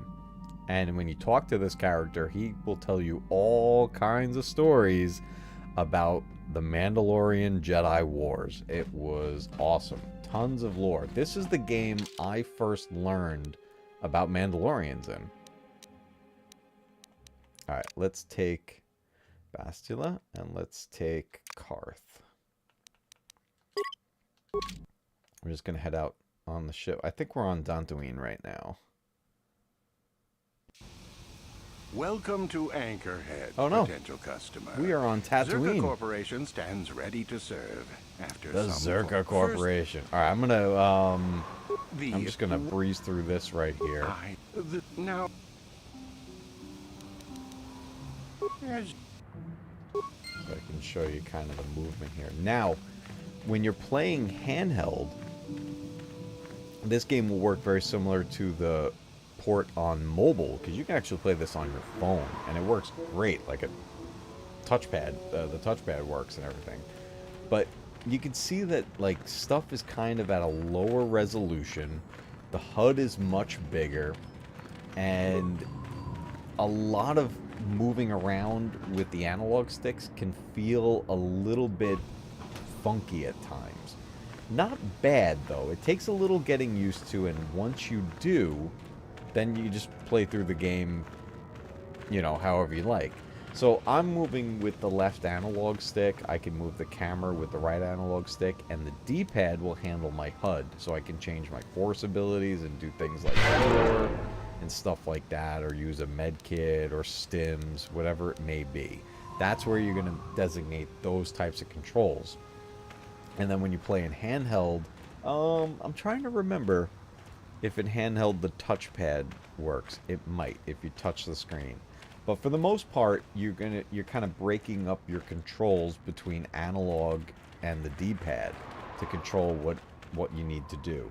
And then same idea, having like your upgrade system and everything like that. Everything is enlarged. Everything is a large font. So when you're playing this in handheld mode, that's actually a huge plus. That's a huge benefit to playing this game this way. You know, when I'm playing in such a high resolution on the PC, I'm playing in, you know, I have mods and everything on there, so I'm upping it to 4K and everything, and the HUD gets pretty small, but I'm used to that, and I know where things are, and I know how it's supposed to be. But as far as a port goes for the Nintendo Switch, I think playing Knights of the Old Republic like this is pretty cool. I mean, I've been playing it on my phone, and then it came out on the Switch. So that's a really cool way to play this. So if you guys haven't yet, and you have a Switch, and you like KOTOR, check it out. It keeps going on sale, too, so you can get it pretty cheap. But they did a great job bringing that to the Nintendo Switch. The other ones that Aspyr did were Pod Racer. They did Republic Commando. They did Force Unleashed, the Wii version. That's very important. Jedi Outcast, Jedi Academy, and then this they didn't do, but they, you know, Lego Star Wars came out, which was cool. Force Unleashed is the Wii version, and that's pretty cool because there was different abilities in that game and slight alterations to the storyline as well. So the Nintendo Switch is a great place for Star Wars games right now. It's just a ton of fun being able to play these. And then, speaking of Star Wars games, I've been throwing some hints out on the community tab. And we've got a very special Star Wars game that we're playing on Wednesday, because Way Back Wednesday is back this week, and I can't wait. I got some stuff lined up for you guys. I've been dropping hints of what we're doing. There's going to be a new format for Way Back Wednesday, and it's going to be a ton of fun, so I can't wait to show you guys that.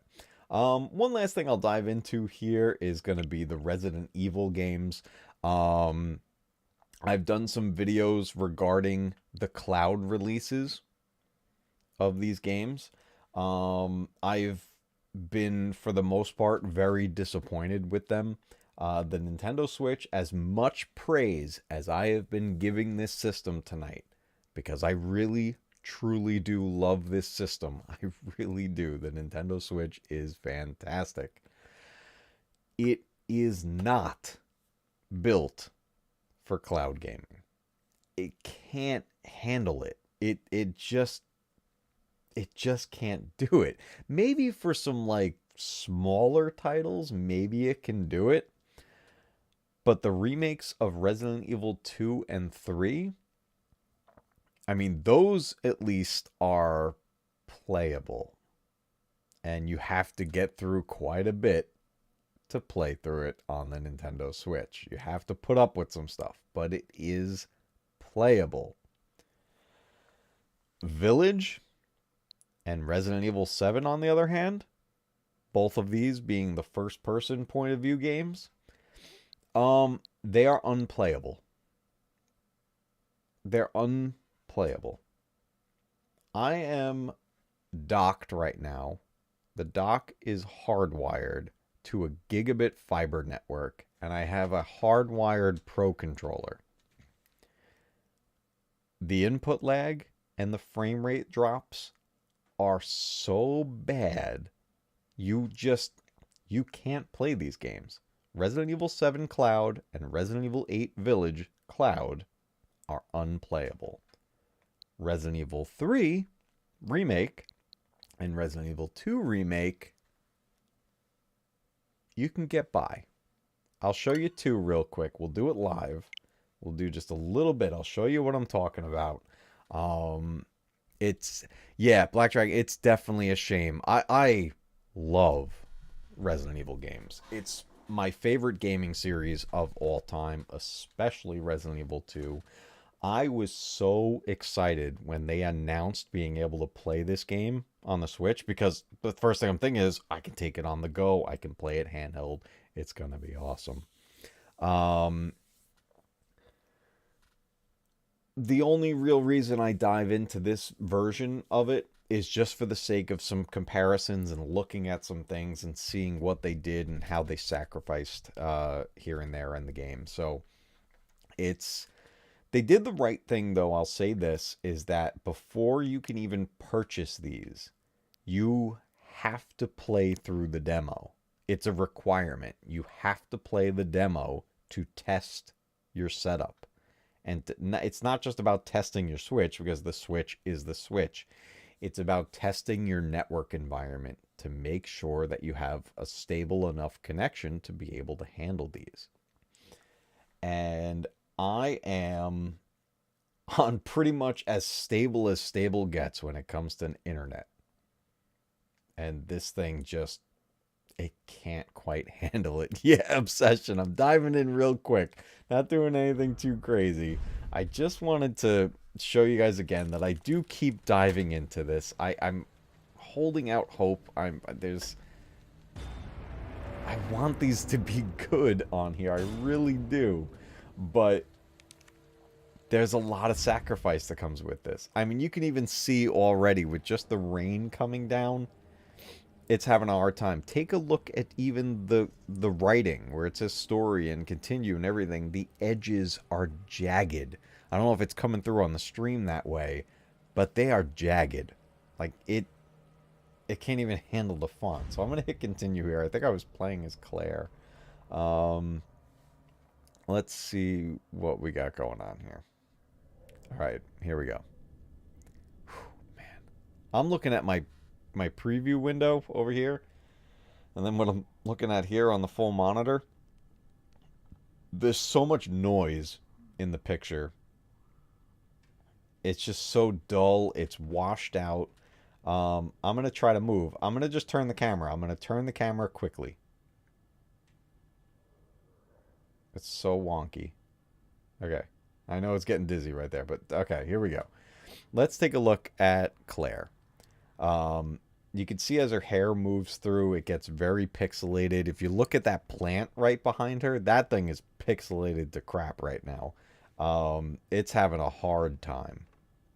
Now, aiming is slightly delayed. There is definitely input lag, and I am on a wired controller right now. But when you get real close to her, you can see her hair is not really fully... It's animated, but the detail is pretty much shot. Everything is fuzzy all over the place here. And if we look up here, the lighting's doing okay from this angle. It's not too bad. Actually, they may have made some improvements here, because that looks better than I've seen it. Oh, actually, it's getting blocky. Let's go up to the stairs, and I'm going to show you what happens with the lighting. Take a look at this mess right here. I mean, that's ugly. That is just all of this. Yeah, I'm looking at my preview window over here. Yeah, you guys got to be able to see that. I think, honestly, the stream, and I amped the streams up in resolution, might be doing this a little more justice for you guys, but... Holy crap, Mr. X! Oh my god, I didn't even hear him coming. He just... I just got decked. Oh my god. Wow. Oh man. Well, we're gonna run away from him, but we're gonna go in the dark area because I wanted to show you the dark and with the flashlight. Now he's gonna follow. Oh, we are in trouble, guys. We are in a lot of trouble right now. Let's try to get away from him a little bit. Oh. Let's go up here. So I'm moving pretty quick right now. Frame rates are holding for the most part right now. Is he coming? Yeah, he's coming. Let's keep running away.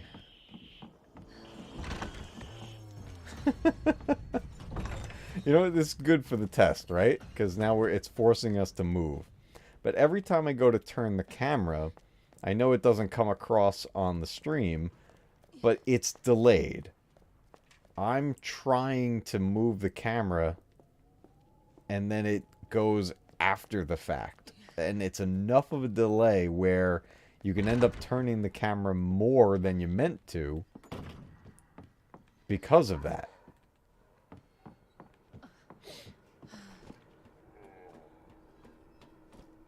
So it can really throw you off. Man, I can't believe we just got decked by him. Like, that was funny. Okay, wait, I didn't move this yet. I'm not sure where he's at. But here's a nice well-lit room. And it gets very washed out. You can still see some, like, dust particles in the air. There's still some detail in here. You know, it's not the most awful thing, but oh, here he comes. Mr. X is coming.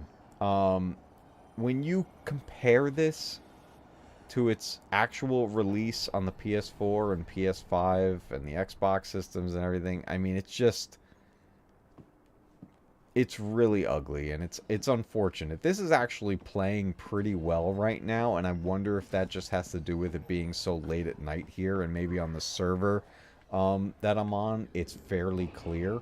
But I'll tell you, when there's a lot of activity, holy moly, when there's a lot of activity on their servers, this game will literally just lock up. Yeah, I'm just like missing my shots here. This game will freeze. Oh, he's gonna take us out. Oh no, we're dead. Oh wait, I got this. Run. Yeah, okay, so imagine like what we were just dealing with right there, right? We got Mr. X coming at us, we're in the middle of a fight, and then the game just locks up. That'll happen. Oh, my camera's moving and I wasn't even pressing it. That's great. Welcome back, Jordan. We were just testing out the cloud version of Resident Evil 2 here real quick. Definitely muddied textures all over the place. Again, it's not the most awful thing ever. This is actually improved from when it was first released. So, it's playable. It is definitely playable. Would I recommend playing it like this? No. If you have access to literally any other version of this game, PC, PlayStation, Xbox, any other version of this game, play it that way. Don't spend money on this because it was still, it was like 40 bucks or so. It was 40 or 50 bucks, whatever it is, it's overpriced for what this is. I'm not even owning this. It's a cloud. It's a cloud game. I bought nothing. I bought access to a cloud that can be shut down at any moment. It could just go away. Which is one of the biggest reasons why I still get physical copies. Which is why I don't have Metroid Prime Remastered yet. Because I'm waiting for my hard copy to show up in 2 days. That's right. It's coming. Metroid Prime Remaster is coming to the Matcave. And a whole bunch of people are already playing it because they got the digital download. No. Give me the cartridge. Give me the hard copy. That's what I want. Because you know what? When the digital goes away, I still have the hard copy. And I can just keep playing it. Nova Vaughn, what's up? Exactly, Black Dragon. That's why I prefer physical media. Hey, Mr. X is coming. So, that's Resident Evil 2 Cloud. Is it playable? Yeah. You can get through it. You can fight your way through it. And it's a fight. Because what we just did right there was actually one of the better performances in that game. But if people are on that server and there's enough of a crowd, you're going to get frozen moments in the game. You might get kicked from the game. Yes, that is right. You can get booted from the game. You could be in the middle of a fight with Mr. X, or maybe you're fighting William Birkin, and then all of a sudden, boom, you're out. You got bumped. But your game's still going because it's playing on that server, and guess what happened to your character? You died. And it's Resident Evil. If you didn't save, you go back. It's not made for cloud gaming. It's definitely not made for cloud gaming. Jordan says, I remember the first time I got my PS2, the first ever game I played was the Simpsons Hit and Run game. Simpsons Hit and Run is awesome. Speaking of PS2,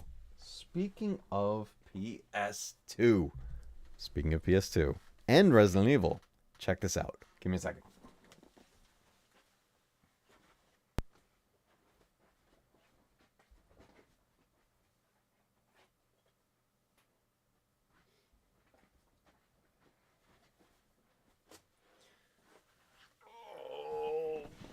Okay. My son and I today, we went a little retro game hunting and picked up a couple of things. Let me jump over to full cam. Hey, what's up, everybody? All right. We went retro game hunting today. Great retro games stores out in my area called Game On. He's got multiple locations, and we actually went to 2 of them today. And one of the games I picked up is a game that I actually haven't had in my collection for so long, because somewhere along the way, when I moved into my house all those years ago, my PS2 collection, for the most part, vanished. And I lost a ton of games. I had so many PS2 games, and now I have so few. But one of the games that I just put back into my collection is Resident Evil Outbreak on the PS2. This game, if you notice, right down here, it says online. That's right. This was an online multiplayer Resident Evil game. The PS2 was capable of going online. You could add an Ethernet adapter to the back of the PS2 and you can go online. I played games like SOCOM that way. It was great. This game would allow players to team up with side characters in the Resident Evil universe. Characters we had never seen before until this game. Random survivors during the outbreak in Raccoon City. And it was interesting, you know, you could use in a lot of games, you could use the headsets and microphones and stuff, but this game didn't actually take advantage of that. What they had were built-in emotes and just kind of standard responses that the characters would say to each other. So it was a way of communicating with the other player. Wasn't the best way, but it worked. The good thing, though, with this game, and why I picked it up and put it back in my collection, is because you can play this single player. It's completely playable, and you can go through the whole story. They even made a sequel to this one, which was pretty cool. But there's some cool characters that pop up in this game, and you're going through Raccoon City as these survivors. There's a police officer, there was a waitress, there was a reporter, and you run into Marvin Brenna, who we meet in Resident Evil 2. He was the police officer that was injured. So it's such a cool side story in the Resident Evil universe, and it was one of my favorite things to play, but I hadn't had the game in years because I lost my PS2 collection for the most part, so I've been building it back up. So I was very happy to find that game today.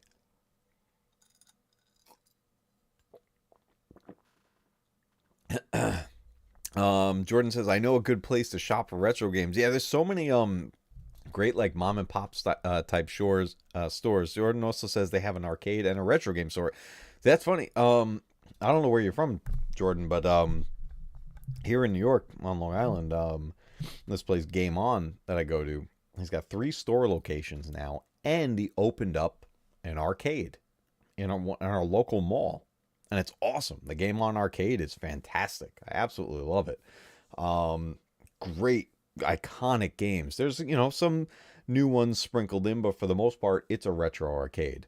And it's great. It's so much fun. I love bringing the kids there. My son absolutely loves it. We have a blast. We actually bounced around. Hey, Blonde Boy's here. What's going on? We were bounced around 2 of the locations today. Oh, you're down in North Carolina? Okay. A lot of New Yorkers end up down there. So we picked up a bunch of stuff because I set up that barcade and then set up stuff. So we were picking up some 2-player games to play on the Super Nintendo. And we've got some Atari stuff.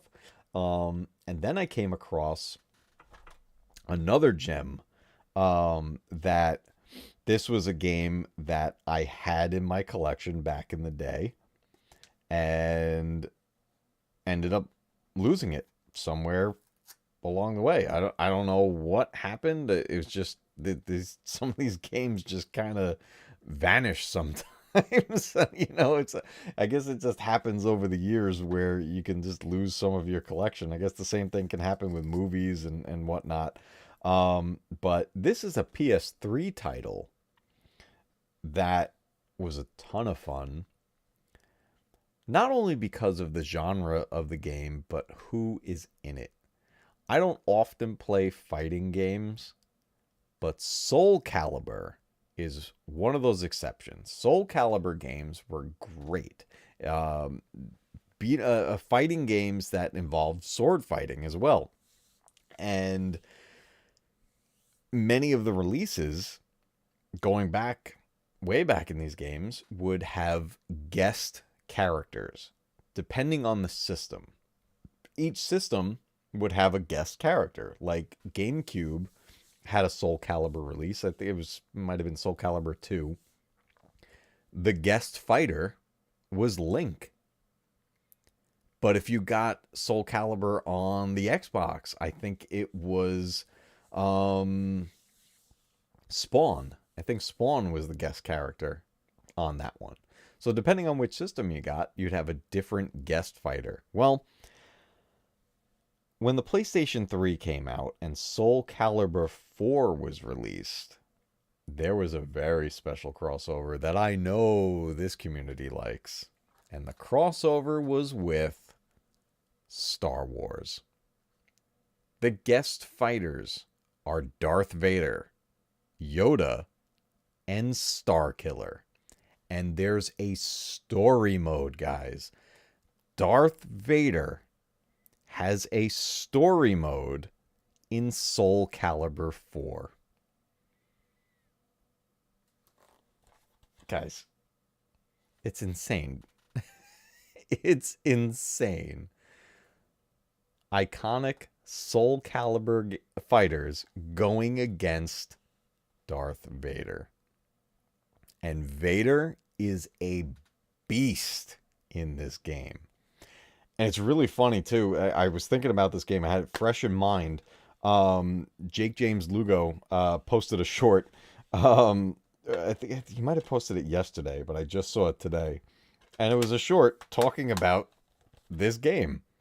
And I was like, you gotta be kidding me. I was like, I literally just added this game back to my collection. So this is going to be one that we're going to dive into real soon on a stream because it's so worth checking out. The storyline is so much fun.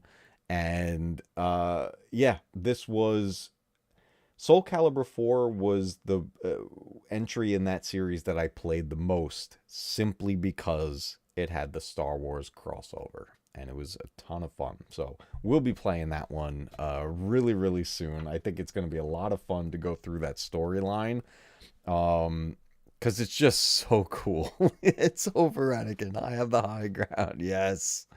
Oh, Black Dragon Siphon Filter. That is a great game. Siphon Filter is one of my favorite PS1 games. Siphon Filter 1 and 2 on there were phenomenal. When are we playing this? We're not going to do it this Wednesday. I've got something else lined up for this Wednesday. It is Star Wars related. Maybe we'll do that one the following week because I wanna play this one. It's fresh in mind. I want to dive back into it off stream. Get a little bit. I'm rusty and I'm terrible at fighting games to begin with, so I want to kind of brush up on it a little bit before we dive into it on stream. So this way I'm just not making a complete fool out of myself, and then that way I can show you guys some of the special moves and things like that. But the key thing I want to do is go through the campaign. They're always short in fighting games. Fighting game story modes are always very short, so we can probably play through the whole thing in one sitting. That's my intent. That's what I would like to do. Take it from start to finish with Vader. So I think it'll be a ton of fun. So we're going to do that really soon.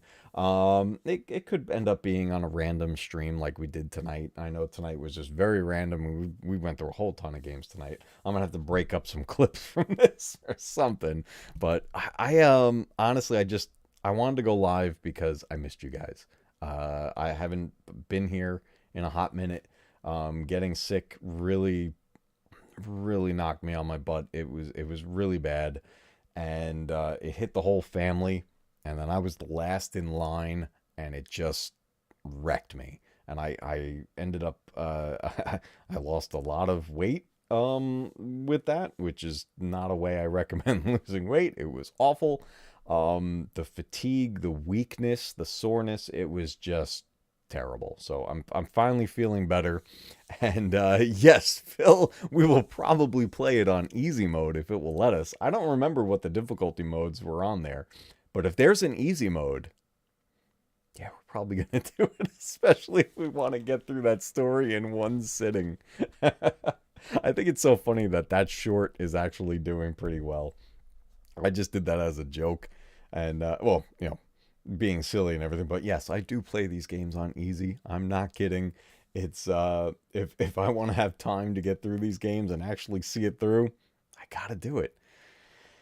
If I want the challenge though off stream, I'll certainly dive into you know, something on a harder difficulty, maybe to unlock a trophy or an achievement or something like that. But for the most part, guys, I gotta. It's limited time. There's so many games and so little time. But if I want to get through them, I definitely got to do this that way on easy. I know. I'll be given a hard time for a long time for that, but it's okay. It's okay, guys. I'm not going to hide how I'm doing it. If we're going on easy, I'll let you know. Anyway, guys, I appreciate all of you stopping by for this random stream tonight. We dove through a whole bunch on the Nintendo Switch tonight. So many cool collections. If you don't have a Switch and you're looking for a great handheld system, I definitely recommend it. Over on the Discord, everybody, if you're not on the Discord, join us over there. We're having some fun over there. I added a couple of sections in there where people can share their game system profiles. So they can share their Switch friend code. They can share their PSN name. They can share their Xbox Live name. This way you guys can link up with each other and play some games online. We've got all those gaming rooms set up on the Discord, which you are all welcome to use anytime you like. They are all open. If there's ever any recommendations of more rooms to add for certain games, hit me up on Discord. Let me know. Send me a message. I will add the rooms. Those rooms are there for you guys to use whenever you like. If you want to even stream from there, go for it. Absolutely go for it. That's what it's there for. It's there for the community gaming. It's there for you guys. Our Discord is growing, guys. We're climbing right now. It's crazy. I think we have like 81 people in there right now, which is awesome. I didn't think this thing would grow, but you guys are there for it. Everybody's interacting, having a good time. Definitely feel free to use it anytime you guys like, and pay attention to that community tab on the YouTube channel. I'm going to be posting stuff in there as often as I can. I've been doing some promoted channels of the days. I'm going to have something posted tomorrow for different channels. I love trying to get people, posted up there, get some attention over there, and help people grow. My channel would never have gotten where it is now without all of the help that I've received from so many people in this amazing community, and I can't thank you enough. And the channel has really been experiencing growth lately. I'm just blown away by it, guys. We're over 600 subscribers already at this point. It's unbelievable. I'm actually, I feel like it's not a pipe dream to think maybe, just maybe, 2023 is the year that we reach 1,000 and beyond. I think it's doable, guys. I think it's doable. And that is all thanks to you. I can't do this without you guys. You guys are amazing. Such an amazing community here, guys. I can't thank you enough. We will be diving back into some epic retro gaming on Wednesday, because Way Back Wednesday is coming back. And I'm excited for this one. We're gonna do some good stuff. We're going to do some awesome stuff. I hope you can all join me for it. If you can't catch it live, definitely catch the replay. But everybody, as always, keep retro gaming alive, because one day your games will be retro too. Guys, I will see you on Wednesday. And if you're still looking for something else to watch, go check out some of my playlists. Have a great night, guys. May the force be with you. And I will see you real soon.